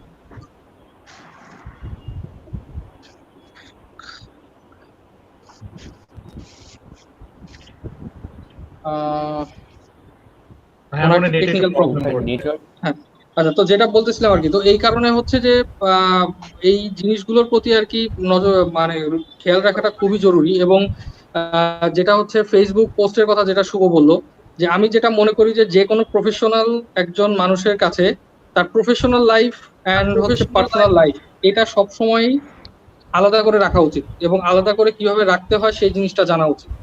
হ্যাঁ, প্রফেশনাল লাইফের কোনো জিনিস পার্সোনাল লাইফে যেন ওই এফেক্টটা না করে, বা পার্সোনাল লাইফে কোনো কিছু যেন আমার প্রফেশনাল যে ক্যারিয়ার বা প্রফেশনাল যে আমার ইমেজটা আছে সেটাকে যেন কোনো কারণে ক্ষতি না করে। ঠিক আছে, তো এই জিনিসগুলো খেয়াল রাখাটা অনেক জরুরি। এবং আমাদের এখনকার যেটা ফটোগ্রাফারদের, আমি ফ্যাশন ফটোগ্রাফি বলি, ওয়েডিং ফটোগ্রাফি, যেটাই বলি আর কি, সেখানে কিন্তু আমাদের ইমেজটা অনেক ইম্পর্টেন্ট। আমাদের যারা ক্লায়েন্ট তাদের কাছে আমাদের ইমেজটা কিন্তু অনেক ইম্পর্টেন্ট। সো আমরা তো যখন তাদের সাথে কাজ করতেছি, তারা কিন্তু অটোমেটিক আমাদের ফেসবুকের সাথে বা আমাদের সোশ্যাল মিডিয়ার সাথে অ্যাড হয়ে যাচ্ছে। তো তারা আমাদের কিন্তু এই আমরা কোথায় কোন জিনিসটা কমেন্ট করছি, কি স্ট্যাটাস দিচ্ছি বা কি শেয়ার করছি, এগুলো কিন্তু তারা খুব মনোযোগ দিয়ে দেখে। ঠিক আছে, তো এই আমাদের নেক্সট আমি কোন জায়গাটায় যাব বা তার কাছে আমার রেসপেক্টটা কোন জায়গায় যাবে, সেটা কিন্তু আমার এই কাজগুলোর ক্ষেত্রেও অনেক ডিপেন্ড করে আর কি। তো যে কেউ নতুন এসে, যারা নতুন আসবে, তারা অবশ্যই যদি আরো উপরের দিকে উঠতে চায়, তাদেরকে এই জিনিসগুলো অনেক খেয়াল রাখতে হবে আর কি, যেন কখনোই তার পার্সোনাল লাইফের কোনো বিষয়ের কারণে তার প্রফেশনাল লাইফের কোনো জিনিস, মানে ব্যাপারগুলো যেন হ্যাম্পার না হয়। জি ভাইয়া, এরকম হয় আসলে, মাঝে মাঝে আসলে প্রবলেম ক্রিয়েট হয়।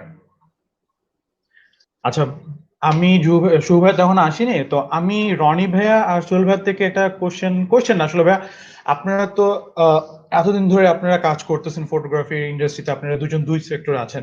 তো আমি একটা মজার স্টোরি শুনতে চাই আপনাদের এই, আপনার ওয়েডিং সেক্টরে ভাইয়া, এতদিন ওয়েডিং সেক্টরে যে কাজ করেছেন এরকম একটা মজার স্টোরি শুনতে চাই। আর রনি ভাই, আপনার ফ্যাশন ফটোগ্রাফিতে আপনার একটা স্টোরি শুনবো আজকে। আচ্ছা, রনি ভাই আগে বলুক।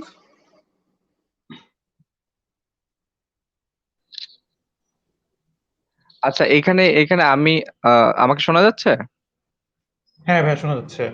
আচ্ছা, এইখানে আমি সোহেল ভাইয়ের সাথে আমি একটা কথা শেয়ার করতে চাই, যে সোহেল ভাই যেটা বললেন পার্সোনাল ফেসবুকের পোস্ট বা পার্সোনাল ইস্যু নিয়ে, আহ, আমি এটার সাথে অবশ্যই একমত, 100% একমত, but there is a but.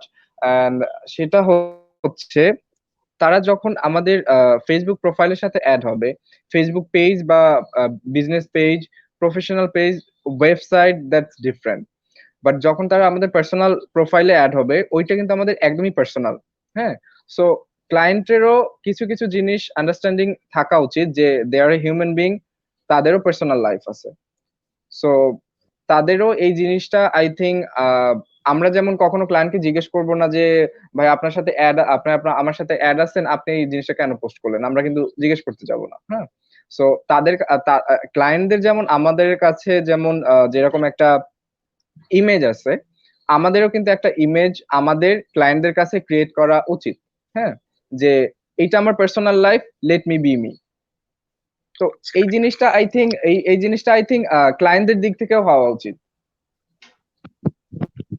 হ্যাঁ ভাইয়া, সমস্যা নেই, জি। সবার নিজস্ব একটা ওপিনিয়ন থাকে, সবার নিজস্ব পার্সোনাল লাইফ হ্যাঁ, থাকে, আচ্ছা, হ্যাঁ, আমি সবাই হ্যাঁ, তো হ্যাঁ। শব্দ পাচ্ছি না, না এটা কারোর। এটা এটা আমি এটা আবারও আমি, লিভ করে জয়েন করছি, আমার টেকনিক্যাল কোনো ইস্যু হতে পারে, একটু না, লিভ এই করে জয়েন জিনিসটা আমি করছি।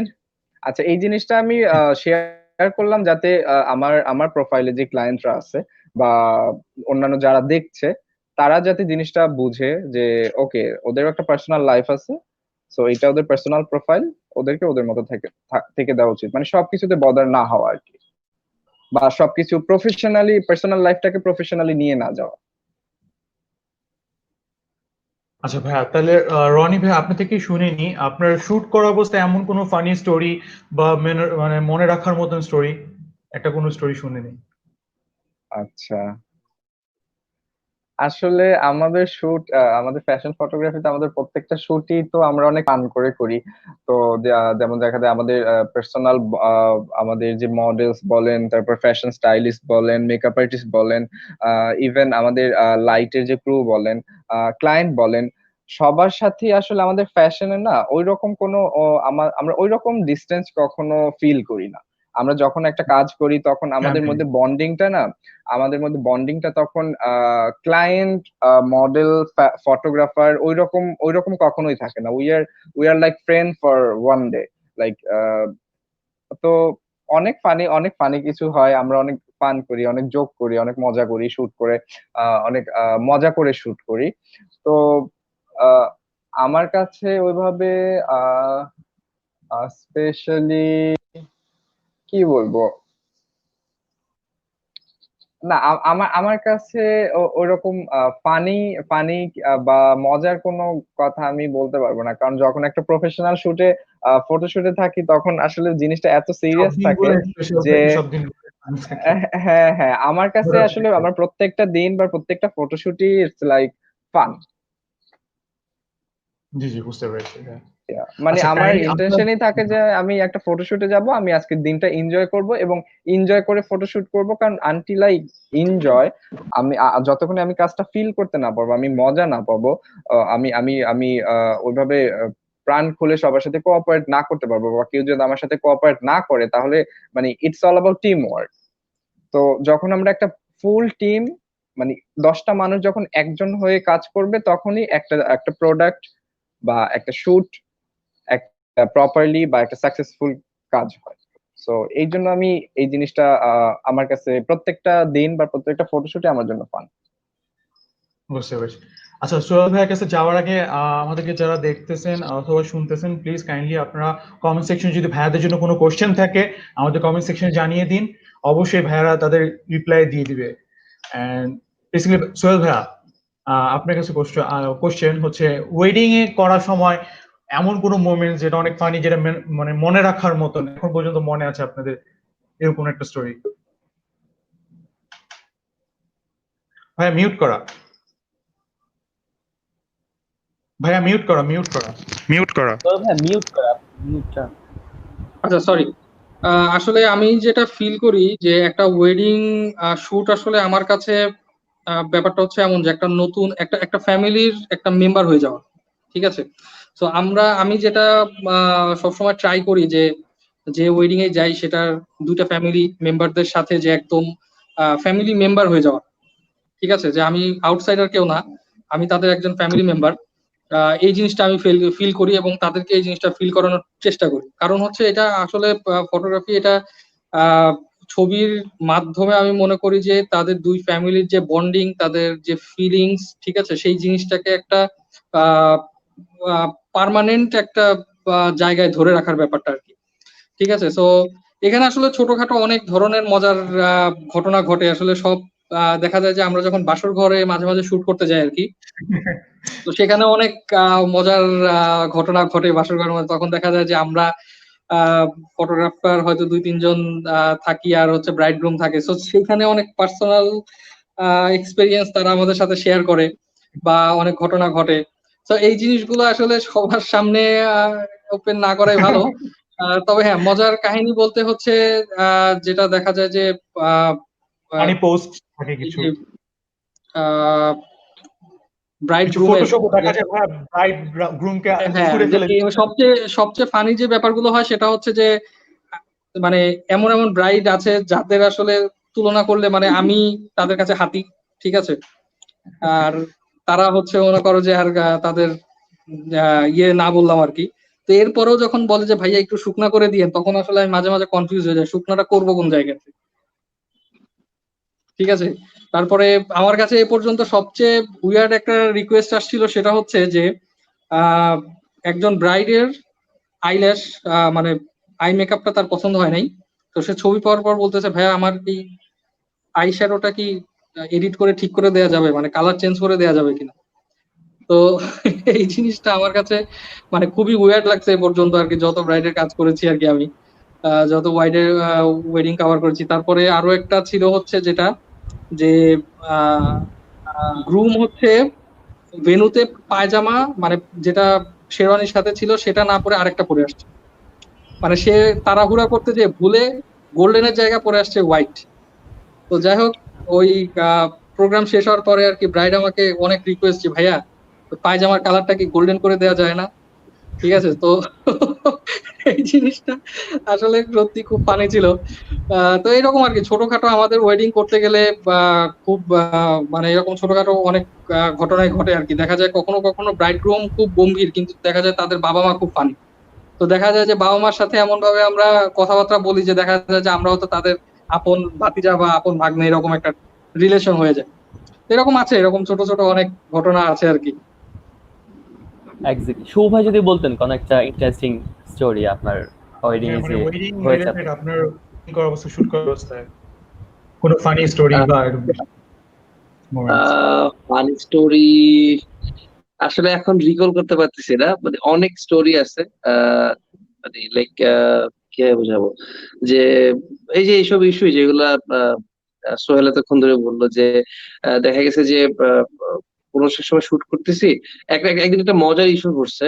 ওইটা একদম রিকল করতে খুব ভালো লাগছে যে আহ, হয়েছে কি, আমি ইউজুয়ালি অ্যাভয়েড করে আর কি, মানে এই রিসেন্টলি যেটা হয়েছে, প্রথম 2-1 বছর ইয়ে খেতাম ভাই, বিয়ে খাওয়াটা খেতে খুব ভালো লাগতো আর কি। হ্যাঁ, তো তো যেটা হইলো যে আমাকে ভাইয়া বাপ বলতেছে যে একটা ইভেন্টে যে ভাইয়া আপনার কিন্তু অবশ্যই, আপনি কিন্তু খেয়ে যাবেন, মানে মেক শিওর আপনি অবশ্যই খেয়ে যাবেন। আমি বলছি, না ভাইয়া, আমি খাবো না, আমি আহ, এখন খাওয়ার আসলে মুড টুড নাই, এটা নাই। তো ওই দিন না কাচ্চির গন্ধটা এমন হয়েছে, বুঝছো সোহেল, মানে মানে শুট করার মধ্যে টায়ার্ড হয়ে গেছি। কাচ্চি স্মেলটা ওয়াজ মানে অসাম, এবং স্মেল আসতেছিল, আমার শুটিং শেষ। তো আমি এখন শুটিং শেষ, এর মধ্যে আমার গাড়ি দেরি করতেছে, ড্রাইভার উত্তরা থেকে আমার ওয়াইফকে ড্রপ করে আসতেছিল। তো এখন কি করা যায়, ভাবলাম যে ঠিক আছে তাইলে একটু বসেই পড়ি। আমি মেরেই দেই। বসি তো বসছি, হ্যাঁ ব্রাইডগ্রুম আবার টহলে বাইরে হয়েছে, বুঝছো। তো আমি কিন্তু খুব ব্রেভলি বলছি, না আমি খাবো না, আসলে খাওয়ার মুড ছিল না। বাট ওই সময়ে শুট করে এত টায়ার্ড ছিলাম, I was kind of super hungry. তো ওই সময় আবার একটু বসলাম, তো তখন ব্রাইডগ্রুম না মানে রিসিপশন তো বের হয়েছে আর কি, যে সবার সাথে হাই হ্যালো করবে। তো খুব অকওয়ার্ড একটা পজিশনে পড়ে গেছি, যে হ্যাঁ ভাই সব ঠিক আছে তো, খাচ্ছেন তো? হ্যাঁ হ্যাঁ ভাই খাচ্ছি, কোনো সমস্যা নেই। তো এরকম অনেক মোমেন্ট আছে, অনেক অনেক আছে, তো মানে এটাই আর কি। That's really funny. একটা কোশ্চেন আসছে যে সোহেল ভাইয়ের কাছে যে ভাইয়া পাজামার কালার কি আসলে গোল্ডেন করে দিয়েছিলেন কিনা লাস্ট পর্যন্ত? না, আমি একজন গোল্ডেন কালার ঠিক করি নাই, কিন্তু আমি বলে দিছিলাম আপু আপনারা একটা পোস্ট ওয়েডিং শুট করেন গোল্ডেন কালারের পাজামা পরে, আমি আবার শুট করবো, কোনো সমস্যা নাই, আরেকটা প্যাকেজ নেন, আরেকটা প্যাকেজ নেন। ওকে।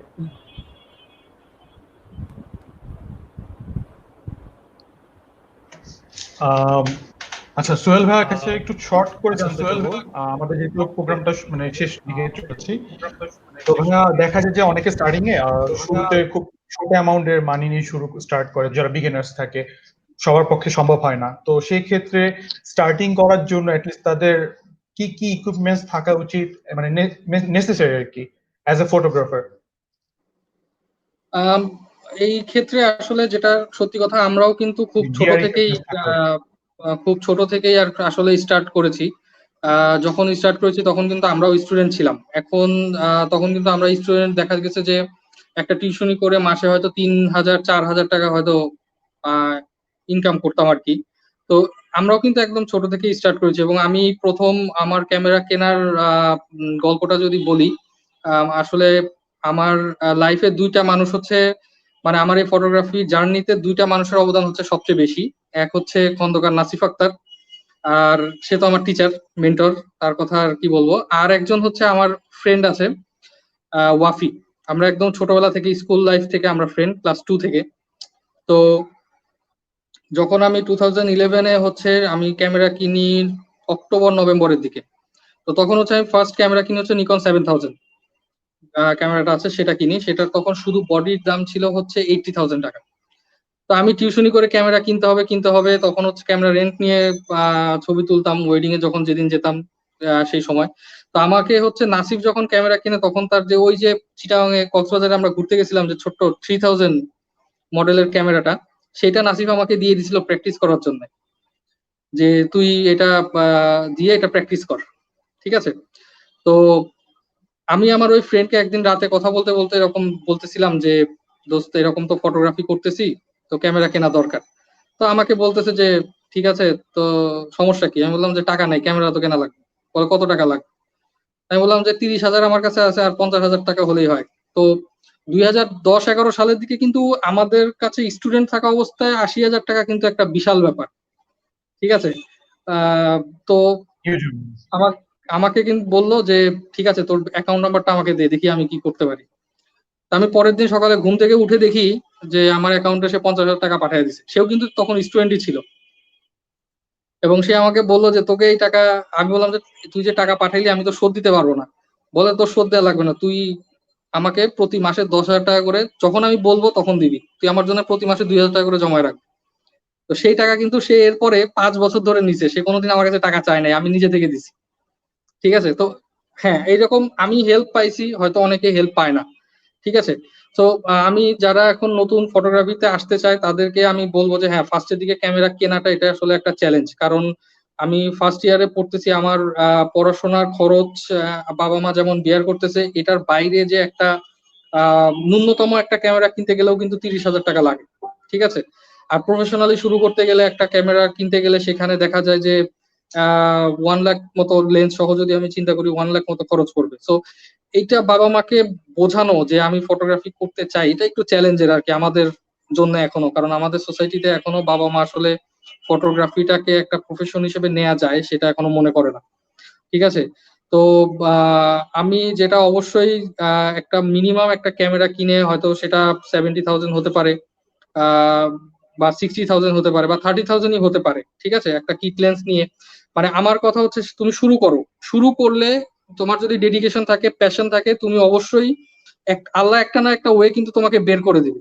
কিন্তু আমি শুরুই করতে চাই 1.5 লাখ টাকা দিয়ে, কিন্তু আমার টাকা নাই এই জন্য আমি বসে থাকলাম, এইটা কিন্তু তাহলে হবে না। ঠিক আছে। আমার কাছে যত আছে, ঠিক আছে, আমি এটা দিয়েই, আমি যেটা মিনিমাম হয় আমি সেটা দিয়ে শুরু করলাম। শুরু করলে কিন্তু আমার স্কিল ডেভেলপ হতে থাকবে। আমি হয়তো দেখা যাবে আমার স্কিল ডেভেলপ হলে আমি হয়তো একটা ভালো একটা কোনো কোম্পানির সাথে হয়তো অ্যাসিস্ট করতে পারি, কোম্পানির সাথে কাজ করতে পারি, তখন কিন্তু দেখা যাবে হয়তো আমার স্কিল দেখে তারা কিন্তু আমাকে হেল্প করতে পারে। ঠিক আছে। এরকম আমাদের বা শুভ জানে, শুভদের কোম্পানিতেও যে আমাদের কিন্তু এরকম অনেক জুনিয়র ছেলেপেলে আমাদের কাছে আছে যাদের ক্যামেরা কিন্তু আমরা কিনে দিছি, এবং কিনে দিছি কিন্তু তার চেহারা দেখে না, তার যে আগ্রহটা আছে, যে প্যাশনটা আছে, যে ডেডিকেশনটা আছে, সেটা দেখে যে সে শিখতে পারবে। এবং তারা কিন্তু এখন আমাদের সাথে কাজ করতেছে অ্যাজ এ সিনিয়র ফটোগ্রাফার, এরকম অনেক আছে আমাদের দুই টিমেই। ঠিক আছে। তো এই যে ওরা যে শুরু করছে, ঠিক আছে, এই যে শুরু করাটা, এটা কিন্তু ওরা কিন্তু ওই 2 লাখ টাকার ক্যামেরা কবে হবে তারপরে ছবি তোলা শুরু করবে এটার জন্য কিন্তু বসেছিল না। তারা তাদের যেটা ছিল সেটা দিয়ে কিন্তু তারা একটা কিছু কিনে তারা শুরু করছে। ঠিক আছে। তো এই শুরু করাটা কিন্তু অনেক ইম্পর্টেন্ট। তো একটা শুরু করলে পরে একটা না একটা ওয়ে অবশ্যই বের হয়, যে কোনো ভাবে হোক। Exactly, exactly. আমি কি শুভ ভাই থেকে জিজ্ঞেস করবো যে শুভ ভাই যদি একটু শেয়ার করতেন ব্যাপারটা কিভাবে, কোন ব্যাপারে? ইকুইপমেন্টটা কতটুকু ইম্পর্টেন্ট, কোন ব্যাপারে? ইকুইপমেন্টের ব্যাপারে ইকুইপমেন্টটা কতটুকু আসলে ইম্পর্টেন্ট শুরু করার ক্ষেত্রে? আমার কাছে মনে হয় যে ভালো ছবি তোলার জন্য ওই যে আমার হচ্ছে একটু মিউট করে ফেলি। সুমন ভাই ভালো ছবি তোলার জন্য ভালো ক্যামেরা যতটুকু জরুরি বা লেন্স জরুরি, তার থেকে বেশি জরুরি ভালো চোখ থাকা, ভালো টেস্ট বা ভালো ফ্রেমটা বোঝা। সবচেয়ে ভালো কথা যে আহ, সেই চোখটা, সেই টেস্টটা থাকতে হবে একটা ভালো ছবি তোলার জন্য। যদি নাই থাকে, আমি লাখ টাকা দামের ক্যামেরা, 20 টাকা দামের ক্যামেরাও যদি আমি নেই, তাও কিন্তু লাভ হবে না, ভালো ছবি আসবে না। সো আমার কাছে মনে হয় যে একটা ভালো লেন্স, হ্যাঁ, আমি যখন একটা কিছু শিখবো, আমি যখন মনে করছি ইয়েস আমি আমার লিমিট পৌঁছাতে পারছি, দেন ওকে ইমপ্রুভমেন্টের জন্য ইউনিট, প্রফেশনাল কাজের জন্য unit more professional gears, that's okay. But আমার মনে হয় যে আমার ফোনটা বারবার ইয়ে হচ্ছে। আমার মনে হয় যে সবার আগে ফার্স্টে প্রয়োজন হচ্ছে ভালো ছবি তোলার, ভালো ছবি বোঝার সেই সক্ষমতাটা, এবং ভালো ছবি তোলার জন্য জানাটা, যে নলেজ থাকে সেটা। এক্স্যাক্টলি শুভ ভাই, থ্যাঙ্কস। এখন আমি জিজ্ঞেস করবো যে আপনারা কি এই প্যান্ডামিক সময়ে কি আপনারা নিজেদের ফটোগ্রাফি শুরু করছেন কিনা, শুরু করলো কিভাবে, সেফটি মেনটেন করে কিভাবে করতেছেন, আসলে ফটোগ্রাফিটা কিভাবে, সেফটি ইস্যুগুলো আমাদের কিভাবে পেজে এনশিওর করতেছেন? এখন নাও মাঝখানে কয়েকটা ইভেন্ট ছিল, বাট আমরা ছেড়ে দিচ্ছি। আমাদের কয়েকটা বড় সোহেল ভাই মিউট করে ছিল, দেন। সোহেল ভাই মিউট করে ছিল। দেন। হ্যাঁ, তো আমরা কল পাচ্ছি। প্রথম দিকে তো একদমই ইভেন্ট ছিল না। এখন ঘরোয়া পরিবেশে দূরত্ব বজায় রেখে, তারপরে হচ্ছে সীমিত আকারে এখন বিয়ে হচ্ছে। হ্যাঁ, তো আমরা কল পাচ্ছি, তো আমি ডিসিশন দিলাম আমার টিমকে, okay we can go for it. হয়তোবা আহ জুলাই মিডল থেকে আমরা ইভেন্ট নেওয়া শুরু করবো। বেশ কয়েকটা আমি আজকে দেখলাম পেজে মেসেজ এসছে। মিনহোয়াইল আমার খুব কাছের একজনের বিয়ে ছিল, শাহজাহানের মিলন ভাই। পরে আমি এটা শুরুতেই বলছি যে ভাই, কারণ কিছু পার্সোনাল আমার ফ্যামিলি কিছু ইস্যু আছে, যার কারণে আমি আসলে বাইরে বের হওয়াটা একটু রিস্কি। আমার ফ্যামিলি কিছু ইস্যুর কারণে আমার মনে হয়েছে, দ্যাটস ওয়াই আমি আর মুভমেন্টে যাই নাই। এন্ড এরকম কয়েকটা ইস্যু আছে, আর কয়েকটা তো আমার মনে হয় যে রাইট নাও বিয়েটা এখন না করাটাই উচিত। মানে ইয়েস, আমাদের অনেক ডিফিকাল্টিজ হচ্ছে, আমরা পেমেন্ট পাচ্ছি না, আমাদের লস হচ্ছে। বাট ফ্রম ড্রিম ইভেন আমরা ট্রাই করে যাচ্ছি আমাদের এমপ্লয়ীদেরকে ঠিক মতো স্যালারি দিয়ে ওদের ইনকাম সোর্সটা রাখা। বাট আমি জানি যে আগামী হয়তো 1-2 মাস পরে হয়তো আমরা ড্রাই পুরোপুরি হয়ে যাবো। বাট স্টিল আমার কথা হচ্ছে লাস্ট দিন পর্যন্ত আমি সেফ থাকি, আমার টিম মেম্বার সেফ থাকুক, দেন আমরা হয়তোবা ইয়ে শুটটা করতে পারবো। তো এক্ষেত্রে আবার সোহেলরা খুব সাহসী, সোহেলরা শুট করে ফেলতেছে, বেশ কয়েকটা শুট করছে। আমি বলবো সাহসী। বাট আমার কাছে মনে হয়েছে আমার আমার ফ্যামিলি পার্সপেক্টিভে কিছু পার্সোনাল ইস্যু আছে, যার কারণে আমার মনে হয়েছে যে আমার ফ্যামিলি মেম্বার যদি রিস্কি আমার বাইরে যাওয়াটা। আর আমি বাইরে যে হয়তো বা আমি কোয়ারেন্টাইনে আলাদা আইসোলেশন থাকতে পারবো না, আমার সেই অবস্থানটা নেই। দ্যাটস হোয়াই আমি আসলে শুট করি না। বাট হোপফুলি সবাইকে বলবো যে আশা না হারানোর জন্য। দেখেন আমরা কিন্তু অলরেডি এই যেমন মেডিকেল ইকুইপমেন্টস নিয়ে আমি বেশ কিছু কাজ করেছি। আমাদের তো আগে অন্য একটা বিজনেস উইং আছে, ড্রিম ইভেন্ট থেকে আমরা গাড়ির বিজনেস করছিলাম, পাশাপাশি আমরা ফার্মাসিউটিক্যালস এর মেশিনারি সাপ্লাই করছিলাম। এখন একটা মেডিকেল উইং ও চালু হয়ে গিয়েছে, আমরা খুব ভালো পরিমাণে, এবং সোহেলরা খুব সুন্দর কাজ করছে গ্যাজেট ড্রাইভার দিয়ে। সো আসলে একদম সোজা বাংলা কথা, রিজিক কার আল্লাহ কোথায় রাখছে ওজন নো। এটাকে সার্চ করতে হবে। আম বিক্রি করেন, কাঁঠাল বিক্রি করেন, doesn't matter, you have to earn it, do it. আর কিছুই নাই, এটাতে ছোট হওয়ার কিছু নাই। বাদাম মারা বা একদম সোজা কথা, বাদাম মারা বা আইসা লোকরা কি বললো, just just don't bother, don't care. Just যান। তারা হয়তোবা তাদের হয়তোবা ঘাড়ে রেসপন্সিবিলিটি নাই, তাদের ঘাড়ে হয়তোবা একটা ফ্যামিলি মেনটেন করার সেই টেনশনটা নাই। That's why just don't bother. Exactly. আমি তো সোহেলকে বাহাবা জানাই যে সোহেল বিরিয়ানি ভাই শুরু করছে, খুবই ভালো। বিরিয়ানি ভাইয়ের টেস্ট খুবই ভালো ছিল। আমরা কম মিউচুয়াল ফ্রেন্ড, অ্যাকচুয়ালি সোহেলের ফ্রেন্ড, আমারও ফ্রেন্ড, সবকিছু মিলে। হ্যাঁ, আমরা অর্ডার দিব। আমার কথা হচ্ছে, হ্যাঁ, আমরা তো ওই যে দুই নাম্বারই কাজ করতেছি না, সরকারি ওই যে ফরমালিন দিয়ে আম সেল করা, মরা মরা গরুর মাংস দিয়ে বা খাসি সেল করা, অথবা এই যে বড় বড় কোম্পানিগুলো আছে, একটা নিউজ দেখলাম যে তমা গ্রুপ না কোনো একটা গ্রুপ, এরকম আরো 4-5টা গ্রুপ, তারা এই কি বলে নকল মাস্ক নিয়ে আসছে, এই করছে সেই করছে। আমরা বুকে হাত দিয়ে বলতে পারি যে আমরা যা কাজ করতেছি, ভালো জিনিস দিচ্ছি, ভালো সার্ভিস দেওয়ার চেষ্টা করতেছি, এবং অনেস্টলি আর্ন করার চেষ্টা করতেছি। এদের নিয়ে আসলে কেউ যদি এরকম করতে, যারা ফটোগ্রাফার আছি বা যারা ফটোগ্রাফার না, অন্য কেউ যদি অন্য কোনো প্রফেশনে যারা এন্টারপ্রেনার আছেন বা অন্য ফ্রিল্যান্সার আছেন, তাদের উদ্দেশ্যে বলবো যে just don't care about anything. মানে এনি পার্সন যে এইসব কথা বলে, নেগেটিভিটি থাকবে, পজিটিভ চিন্তা করে আপনারা কাজ করেন এবং সেফলি করেন। বাসা থেকে কিন্তু অনেক কাজ করা যায়, সেই কাজগুলো কিন্তু সম্ভব। এই যে আম সেল করছে অনেকেরা, বাসা থেকে কিন্তু করতেছে, একজন বা দুজন বের হচ্ছে, খুব সুন্দর। আমি দেখলাম যে আমাদের পরিচিত ওয়েডিং ফটোগ্রাফার অনেকেরাই কাজ করছে, গুড থিং। কারণ আমার 70 জনের, আমার অফিস ড্রিম এবার 70 জনের বেশি হবে। তো এই লোকগুলো সামহাও যদি একটা বিজনেসে না জড়ায়, বা আমরা যদি ব্যস্ত না থাকি, তাহলে এই লোকগুলো 70 জনের 70টা পরিবার, এই 70টা পরিবার কোথায় যে থামবে আজকে? তো দ্যাটস ওয়াই বলবো, এরকম যারাই শুনছেন, আশা হারানোর কিছু নাই। Always there is a way, যদি আপনি চান, এবং সেই ওয়েটা আপনাকে খুঁজে বের করতে হবে। Thank you so much exactly এখন আমরা একটু কমেন্ট সেকশন থেকে একটু কমেন্টস নিই হ্যাঁ তো first of all Nazia Mahmud একটা কোশ্চেন করেছে রনি ভাইয়ের কাছে Ronnie, if you tell everyone how do you select models for your shoot that would be helpful for newcomers.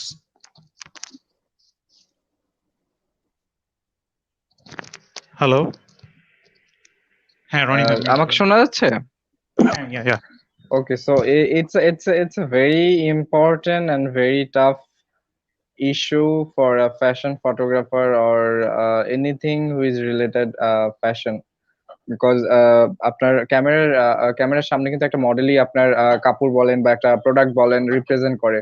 So তার পার্সোনালিটি, তার ফিচার, তার লুক, তার এক্সপ্রেশন আপনি কি রকম চান সেই হিসেবে একটা মডেল সিলেক্ট করা খুবই ইম্পর্টেন্ট। আর আমার ক্ষেত্রে যেটা আমি প্রেফার করি সেটা হচ্ছে সিজন বুঝে, কাপড় বুঝে আর শুটের কনসেপ্ট বুঝে মডেল সিলেক্ট করা। আর হচ্ছে আর অনেক ক্ষেত্রে দেখা যায় যে মডেলের পার্সোনালিটিও অনেক বেশি ইম্পর্টেন্ট। সেটা হচ্ছে সোহেল ভাই যেটা প্রথম দিকে বললো যে সোশ্যাল মিডিয়াতে শেয়ারের জিনিসটা যে একটু কেয়ারফুল থাকা বা কি শেয়ার করছি বা না করছি। সো মডেলদের ক্ষেত্রে দেখা যায় যে মডেল অ্যাকচুয়ালি আমি তখন বলছি যে সবারই এক একটা পার্সোনাল লাইফ থাকে, বাট আমাদের ক্ষেত্রে বা ফ্যাশন ইন্ডাস্ট্রির এটা ওয়ার্ল্ডের যেখানেই হয়, মডেল মানে মডেল ইজ আ মডেল। তো মডেলের ডেফিনেশন একটা মডেলই হতে পারে। সো তার পার্সোনালিটি অনেক বেশি ইম্পর্টেন্ট। তো যখনই একটা ক্লায়েন্টকে একটা মডেল সাজেস্ট করা হয় তখনই দেখা যায় যে সব মডেলদের তো আর ওইরকম আমাদের এখানে ওয়েবসাইট থাকে না বা কোনো এজেন্ট থাকে না। তারপরে ইনস্টাগ্রাম এখন ট্রেন্ড, সো অনেকেই এখন ইনস্টাগ্রাম ইউজ করছে। সো দেখা যায় যে সবার আগে তার মডেলের ইনস্টাগ্রাম অর ফেসবুক আইডি চায়। সো ওইখানে সে নিজেকে কিভাবে পোর্ট্রে করতেছে ওই পার্সোনালিটিটাও অনেক বেশি important. It doesn't mean that আপনি আপনার পার্সোনাল লাইফ গিভ আপ করবেন, শুধু কাজের ছবি আপলোড দিবেন। কারণ আপনাকে আপনার এটা হতে পারে আপনাকে আপনার প্রেজেন্ট করাটাই হচ্ছে আপনার সেলফ ব্র্যান্ডিং। সেটা হতে পারে যে আপনি নিজে একটা নতুন একটা হেয়ার কাট করছেন, ওটা একটা নিজে একটা সুন্দর ছবি তুলে আপনি ফেসবুকে আপলোড দিতে পারেন, বাট সামথিং ডিসেন্ট। তো তার লাইফস্টাইল বলেন, তার প্রেজেন্টেশন বলেন, তার পার্সোনালিটি বলেন, এইটা সুন্দরভাবে উপস্থাপন করা অনেক বেশি ইম্পর্টেন্ট। সেখানে দেখা যায় যে মাঝে মাঝে আমাদের অনেক হতাশ হতে হয়। দেখা যায় যে আমি একটা ছোট্ট ঘটনা বলি, সেটা হচ্ছে দেখা যায় যে কিছুদিন আগে আমি ইনস্টাগ্রামে একটা মডেলের ছবি দেখে খুবই শকড যে সে মডেল, আমি তার নাম বলছি না, সে মানে এই অ্যাঙ্গেল থেকে একটা লো অ্যাঙ্গেল থেকে একটা ছবি আপলোড দিছে। তার মুখটা একদম তালের মতো লাগছে আর উপরের দিকে এরকম চিকন লাগছে। মানে ছবিটা দেখে না আমি আমি I was like I was like few minutes like, I mean really, মানে you are model, you are and she is a very professional model, অনেক ভালো ভালো ব্র্যান্ডের কাজ করছে, অনেক ভালো ভালো মানুষের সাথে কাজ করছে। সো এইরকম কিছু জিনিস আবার দেখা যায় যে আরেক মডেলের প্রোফাইলে গিয়ে দেখলাম যে সে একটা ছবি আপলোড দিল, তার লিপস্টিকের লাইনটা পর্যন্ত ঠিক নাই, তার দাঁতের মধ্যে লিপস্টিক লেগে আছে, সে ওই ছবি সে ইনস্টাগ্রামে আপলোড দিছে। সো এইরকম কিছু কিছু জিনিস দেখে না মানে ভালো ভালো বা ডিসেন্ট ক্লায়েন্ট যারা, ওইসব ক্লায়েন্টকেও এইসব মডেল সাজেস্ট করা যায় না। বলে যে এরা কি ধরনের মডেল, এরা তো আমাদের কাপড় কিভাবে প্রেজেন্ট করবে, সে তো নিজেকেই ভালোভাবে প্রেজেন্ট করতে পারে না। তো আমি বলবো যে নিউ কামারদের জন্য কাইন্ড অফ এর মতন কাজ করে অফকোর্স। সো আমি সবাইকে বলবো যারা নিউ কামার তাদের পার্সোনালিটিটা মেনটেন করে একটা ডিসেন্ট লাইফস্টাইল পোর্ট্রে করাটাই হচ্ছে তার একটা সেলফ ব্র্যান্ডিং। এই জিনিসটা আমি সবসময় বেশি দেখার চেষ্টা করি। Thank you so much. আচ্ছা সোহেল ভাইয়ের কাছে কোশ্চেন। সোহেল ভাই মিউট করো ভাই। এই যে ভাই আপনার কোশ্চেন। ভাই প্যান্ডেমিক শেষ হলে তো একসাথে অনেক ক্লায়েন্ট বিয়ে করবে, তখন কি নিউ ফটোগ্রাফার হায়ার করবেন? বুঝি নাই। হ্যাঁ ডিসপ্লেতে কোশ্চেন আছে, একজন ভিউয়ার কোশ্চেন করেছে যে ভাইয়া প্যান্ডেমিক শেষ হলে তো একসাথে অনেক ক্লায়েন্টের বিয়ে করবে, আচ্ছা, আচ্ছা। তখন কি নিউ ফটোগ্রাফার হায়ার করবেন? আসলে ব্যাপারটা কি, প্যান্ডেমিক শেষে যখন ওয়েডিংটা শুরু হবে তখন কিন্তু কেউই খালি ঝড় থাকবে না, যাবে। ঠিক আছে? মানে তখন কিন্তু সবাই বিজি থাকবে। আমি কিন্তু এই যে অফলাইনে বলতেছিলাম সোমেন ভাইকে কিন্তু পাওয়া যায় না ঠিক আছে, তার স্কেডিউল কিন্তু পাওয়া যায় না। তো এইরকম আমরা ফটোগ্রাফি, ওয়েডিং ফটোগ্রাফি ইন্ডাস্ট্রিতে যারা আছি, এই প্যান্ডেমিক গেলে পরে যে একটা ওয়েডিং এর ওয়েভ আসবে, সেখানে কিন্তু এই এখন যারা বলতেছে যে নিবেন কিনা, তাদের কাছে ফোন দিলে কিন্তু তাদেরকে পাওয়া যাবে না, কারণ সবাই অকুপাইড থাকবে, ঠিক আছে? তো হ্যাঁ, অবশ্যই আমাদের ফটোগ্রাফার তো মাস্ট লাগবেই। যেমন এইবারও আমরা অনেক নতুন ফটোগ্রাফার রিক্রুট করেছি ফ্রিল্যান্সার হিসেবে, পার্মানেন্ট হিসেবে। তো আহ, ওই সিচুয়েশন যদি ওই রকম খারাপ হয়, অবশ্যই আমরা তখন ফটোগ্রাফার হায়ার করব আমাদের ডিমান্ড অনুসারে আর কি।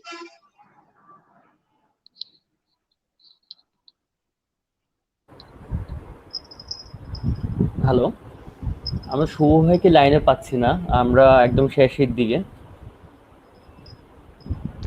এটা একটু আমরা দুজনের থেকে হ্যালো, একটু শুনিনি। ফার্স্ট রনি ভাই একটু যদি বলতেন।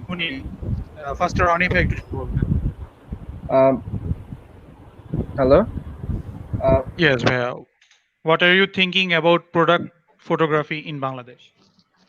ওকে, সো এইটা প্রোডাক্ট ফটোগ্রাফিটা অনেক অনেক ইন্টারেস্টিং একটা সেক্টর বলবো আমি ফটোগ্রাফির। And product photography for me, product photography is very tough. Product photography is very tough. Product ফটোগ্রাফির লাইটিং, ও মাই গড, মানে ইটস ভেরি টাফ।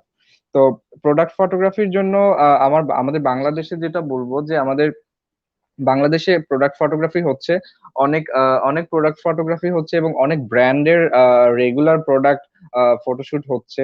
সো ওইখানে দেখা যায় যে বিভিন্ন এজেন্সির হয়ে বিভিন্ন আহ, আহ, কি বলবো, কিছু ফটোগ্রাফার আছে, ওনারা সিনিয়র ফটোগ্রাফার আছে, ওনারা হয়তো দেখা যায় যে সিলেক্টেড কিছু ফটোগ্রাফার আছে, ওনারাই প্রোডাক্ট ফটোশুট গুলো করছে, বিকজ ওনারা অনেকদিন ধরে এক্সপিরিয়েন্সড বা ওনারা অনেকদিন ধরে করে আসছে। তো ওইখানে দেখা যায় যে হ্যাঁ, প্রোডাক্ট ফটোগ্রাফির বেশ ভালো একটা স্পেস খালি আছে। সো এই এই জায়গাটা যদি কেউ তার স্কিল ডেভেলপ করতে পারে, সে যদি তাকে প্রুভ করতে পারে, অবশ্যই তার এখানে বেশ ভালো একটা চান্স আছে প্রোডাক্ট ফটোগ্রাফিতে তার নিজস্ব জায়গা ক্রিয়েট করার।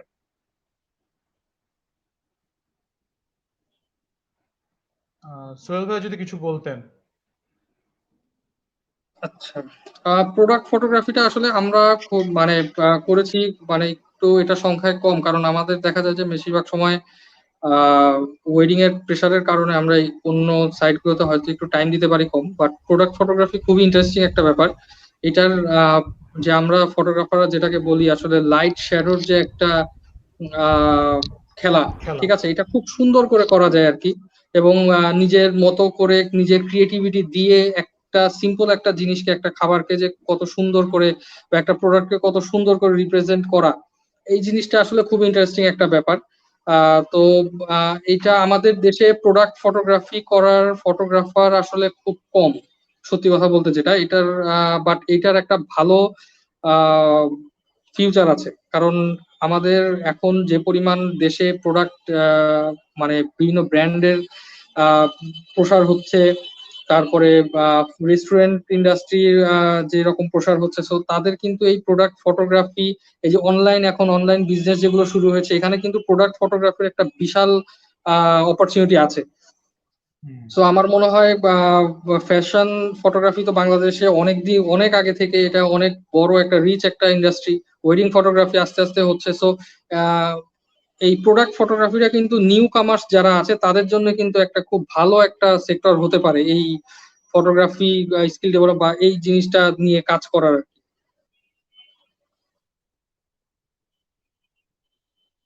আচ্ছা, থ্যাংক ইউ সোহেল ভাইয়া অ্যান্ড রনি ভাইয়া। আমরা আমাদের প্রোগ্রামের শেষ পর্যায়ে চলে আসছি। তো বেসিক্যালি আমরা এখন কোশ্চেন পার্টটা শেষ করতে হবে, কারণ আসলে সেই টাইমটা হচ্ছে আমাদেরকে উঠানোর।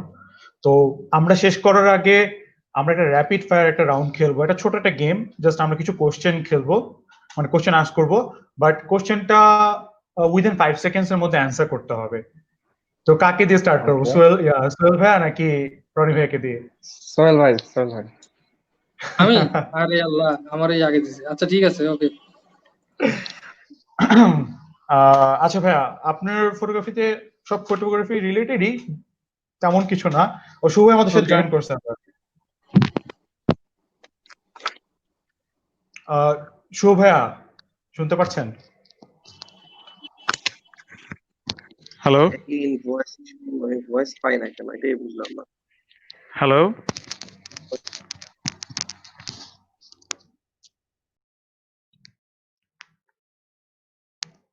শুভ ভাই, আমার একটু টেকনিক্যাল প্রবলেম হচ্ছে। আমরা কোশ্চেন করি তাহলে, হ্যাঁ? সোহেল ভাইয়া, আচ্ছা। ল্যান্ডস্কেপ না পোর্ট্রেট ভাইয়া? ল্যান্ডস্কেপ। ল্যান্ডস্কেপ। আচ্ছা ভাইয়া, নিকন, সনি, ক্যানন কোনটা? Nikon. I love Nikon. Favourite photographer? কোন সেক্টরে? সব সেক্টর ভাইয়া, আপনি পুরা র্যান্ডম চুজ। সব র্যান্ডম চুজ করলে সৌদাল আপনি যদি ফয়সাল, সব বলতে চান, সব হাসান সেক্টর ওয়াইজ ভাই, সমস্যা নাই। যদি আমি স্ট্রিট ফটোগ্রাফি বলি তাহলে হচ্ছে হাসান চন্দন স্যার, সৌদাল ফয়সাল ভাই। ফ্যাশন সম্পর্কে আসলে আমার আইডিয়া কম, এইদিকে আমি নাই যাই। ওয়েডিং এর ক্ষেত্রে যদি আমি বলি, ওয়েডিং এ আমার বর্তমানে এখন আমার সবচেয়ে ভালো লাগে হচ্ছে ড্রিম ওয়েভার মাহিদের কাজ। তারপরে হচ্ছে ওয়াইল্ড লাইফ যদি বলি তাহলে হচ্ছে কুদরতে খুদা ভাই। আর তারপরে আহ এছাড়া এছাড়া আসলে আর খুব বেশি সেক্টর বাংলাদেশে খুব বেশি কাজ করে না, এগুলোই, এরাই আর কি। আচ্ছা ভাইয়া, ফোর্থ কোশ্চেন হচ্ছে, ফটোগ্রাফি যদি আপনি ক্যারিয়ার হিসেবে না নিতেন, তাহলে অন্য কি কি চুজ করতেন? আমার তো মনে হয় বিজনেস, আপনার বিজনেস রিলেটেড অনেক কাজ করছে। না, আমার আমার যখন আমি মানে কলেজ লাইফ পর্যন্ত আমার ইচ্ছা ছিল আমি ডাক্তার হব। তারপরে যখন ইঞ্জিনিয়ারিং পাস মানে ভর্তি হই, ডাক্তার না হতে পারে, তারপর ইচ্ছা ছিল যে আমি ল পড়ে এরপরে হচ্ছে লয়ার হব। তো সেটাও হইতে পারি নাই, করছি এমবিএ। তো এখন আসলে আর লাইফের যা হয়ে গেছে তা হয়ে গেছে, এখন আর কোনো ইচ্ছা নাই। আচ্ছা ভাইয়া, ওয়েডিং সেক্টরে আপনার কোন প্রোগ্রামটা করতে ভালো লাগে? হলুদ, বিয়ে, রিসেপশন? আমার হলুদ করতে ভালো লাগে। আচ্ছা নাচ, গান, ফুচকা, জিলাপি, আই লাভ ইট। আচ্ছা ভাইয়া, লাস্ট কোশ্চেন, ওকে, ওয়েডিং এ গিয়ে সোহেল কোন ভাইয়ের কাছে জিনিসটা আমার বেশি একটা স্পেশালি কোশ্চেন খেতে ছিল। ভালো লাগে? বুঝি নাই। ভাইয়া বলছি, ওয়েডিং এ গিয়ে স্পেশালি কোন জিনিসটা খেতে ভালো লাগে? কাচ্চি, অবভিয়াসলি। আর সোহেল ভাইয়ের কাছে আমার একটা কোশ্চেন ছিল, সোহেল ভাই বিয়ে করবেন কবে? বেয়াদব। করবো করবো, ওইটা ওই যে আল্লাহ যেদিন চায় সেদিন হয় আর কি। ঠিক আছে, আল্লাহ এখনো চায় না, জন্য আমারটা হয় নাই। যেদিন চাবে দেখবা যে হয়ে গেছে, আর হইলে পরে খবর পাবা। আচ্ছা ভাইয়া, শুভ ভাইয়া, আপনার মনে টেকনিক্যাল প্রবলেমস হচ্ছিল, তো আমরা অনেক র্যাপিড ফায়ার খেলছি। হ্যাঁ, আমরা একটা র্যাপিড ফায়ার খেলছি, উইদিন 5 সেকেন্ডস আপনাকে জিনিসটা অ্যান্সার করতে হবে, ঠিক আছে ভাইয়া? Okay okay. ল্যান্ডস্কেপ না portrait? Portrait. Portrait. Okay. Nikon, Sony, Canon? Nikon then Sony. Nikon তারপর Sony। আচ্ছা, ক্যানন ভাই কি কখনো ইউজ করেন নাই? ও কেন, তিনটে সমান এখন, জাস্ট আর কি মানে ইনো হাতে চলে আসছে, পছন্দের ব্যাপার আছে, ইউজ টু হয়ে গেছে। আচ্ছা, ভাইয়ার ফেভারিট ফটোগ্রাফার? যদি ওয়েডিং ফটোগ্রাফি বলি তাহলে হচ্ছে লিথুসি আমার খুব পছন্দের, ফিলিপাইন্সে। প্লাস জেরি জেনিস। আর যদি দেশে যদি বলি, আমি লতিফ ভাইয়ের স্ট্রিট খুব পছন্দ করি। প্লাস হাসান স্যারের ছবি পছন্দ করি। আর সেম কুদরতি খুদা ভাইয়ার ছবি, ওয়াইল্ড লাইফ দেখতে ভালো লাগে। আর জিয়া ভাইয়ের কাজ ভালো লাগে ফ্যাশনে। জিয়াউদ্দিন ভাইয়া। আচ্ছা, আহ, ভাইয়া যদি ফটোগ্রাফি ক্যারিয়ার হিসেবে না নিতেন, তাহলে কোন সেক্টরে যেতেন, মানে ক্যারিয়ারকে চুজ করার জন্য, ক্যারিয়ার হিসেবে চুজ করার জন্য? I think business. আমি ভালো, বিজনেস। আমার মনে হয় আমি ডিল করতে পারি, বিজনেস করতে পারি, সো বিজনেস। আচ্ছা, তারপর কোশ্চেন হচ্ছে, ভাইয়া কোন প্রোগ্রামটা করতে বেশি ভালো লাগে? ওয়েডিং, মানে রিসেপশন, বিয়ে, নাকি হলুদ? কনফিউশন, বাট আমার মনে হয় যে ওয়েডিং, বিকজ আমি ইমোশন নিয়ে ছবি তুলতে পছন্দ করি, বা পোর্ট্রেটের সাথে ইমোশনও মানে জার্নালিস্টিক ছবিগুলো আমি তুলি ভালো। তো আমার মনে হয় যে আমি ওয়েডিং এর দিন যদি আমি ফুল টাইম থাকতে পারি, দেখা যায় যে ওখানে ছবিটা ভালো মানে কিছু পাই। আর এই তো, আর অ্যাক্টিভ থাকতে পারি, হই হল্লা পাই। হলুদও ভালো, বাট ওয়েডিং আমার জন্য, ওয়েডিং আমার পছন্দের। আমি এমনিতে ওয়েডিং হলুদ ফটোগ্রাফি কম করি, মানে হলুদে আমার ডাক কম আসে। আচ্ছা ভাইয়া, ওয়েডিং এ গিয়ে কোন জিনিসটা বেশি খেতে ভালো লাগে? কাচ্চির আলুটা। কাচ্চির আলুটা স্পেসিফিক করা পুরা। জি সোহেল। আবার জিগায় মানে ও না না, এটা আরেকটা মাংস আছে, না থাকলেও চলবে, কিন্তু আলু থাকতে হবে। আরেকটা আছে, এই খাসির একটা ওই যে ইয়ে দেয়, নলি দেয়, বা মানে ওই যে নলি, বোন। ও মাই গড! আরে আমার কেনাসিব গ্রুপে আমার নাম হচ্ছে নলি সোহেল, ঠিক আছে? মানে খাইতে বসলে পরে আমি হচ্ছে আর কিছু না, বাবুর্চিকে দিয়ে আলাদা করে নলি আনাই। সেম সেম সেম আমার বলা থাকে, যেদিন খাবো ওই দিন হচ্ছে মানে ওই যে ফাহিমরা বা আমার অ্যাসিস্ট্যান্ট যারা থাকে, ওরা দেখা যায় বের করে আনে, ভাই পাইছি পাইছি পাইছি। It's good. হ্যাঁ হ্যাঁ। সবসময় না, মানে মাঝে মধ্যে আর কি। আচ্ছা রনি ভাইয়া, এরকম। yes ভাইয়া, আপনার জন্য এখন র্যাপিড ফায়ার শুরু। ইনডোর না আউটডোর ভাইয়া? ইনডোর। ইনডোর। হ্যাঁ ভাইয়া, তো একটা কোশ্চেন রিলেটেড কোশ্চেন ছিল, তখনও বলেছিলেন।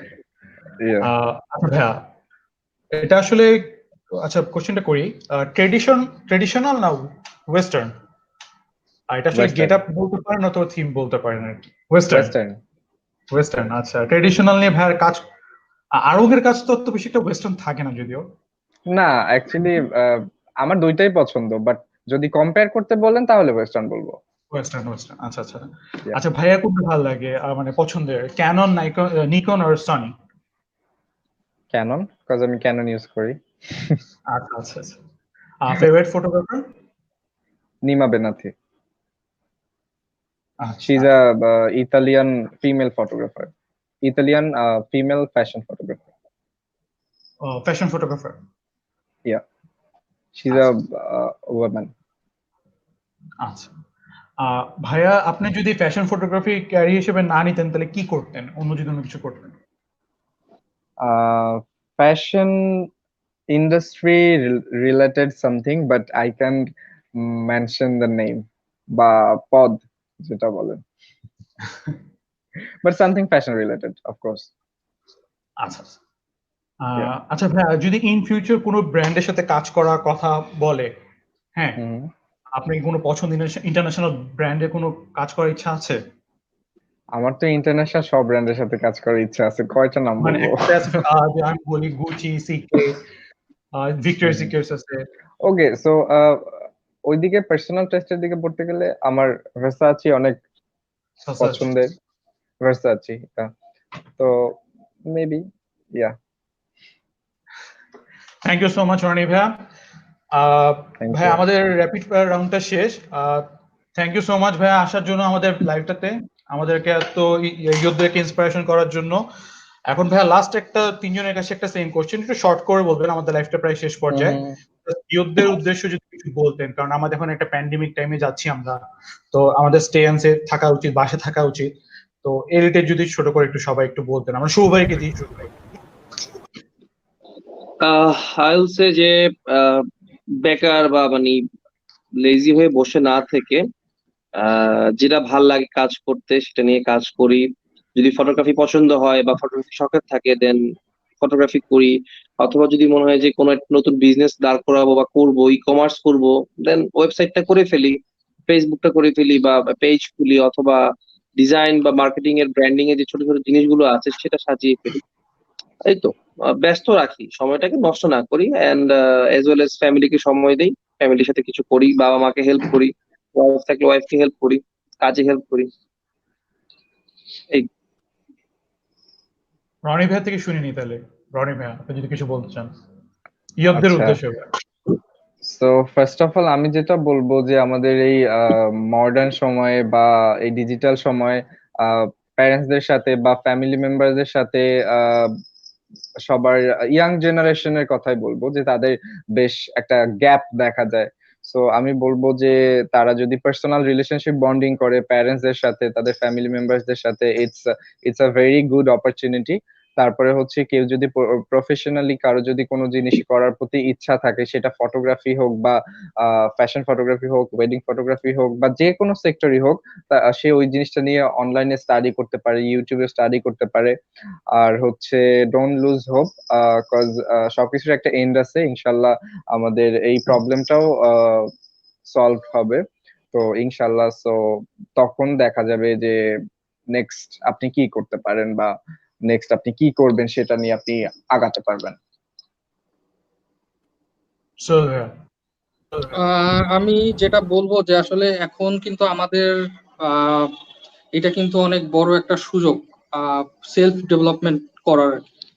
তো এখন যে ফ্রি টাইমটা আছে, আমরা যারা ঘরে বসে আছি তারা আমাদের যেসব ল্যাকিংস আছে সেগুলো কিন্তু আমরা জানি। তো সেইগুলো সম্পর্কে যেটা শুরু থেকেই বলেছিলাম যে সিনিয়রদের সাথে কথা বলা বা প্র্যাকটিস করা যেটা বলি, ঠিক আছে, এই কাজগুলো এখন আসলে অনেক সময় আছে করার, ঠিক আছে। তো এই কাজগুলো করে তারপর আমরা যারা বিজনেস করতে চাচ্ছি তাদের যে এই যে পেজ ম্যানেজমেন্টের যে ব্যাপারটা, হয়তো একটা পেজ ঠিক মানে করা বা ক্লায়েন্টদের কাছ থেকে আরো কিছু হয়তো ফিডব্যাক নেওয়া যে তারা যে সার্ভিসটা দিয়েছিল সেটা কেমন ছিল বা সেটা আরেকটু কিভাবে ডেভেলপ করা যায়, এই যে ব্যাপারগুলো এইগুলো নিয়ে কাজ করা আর কি।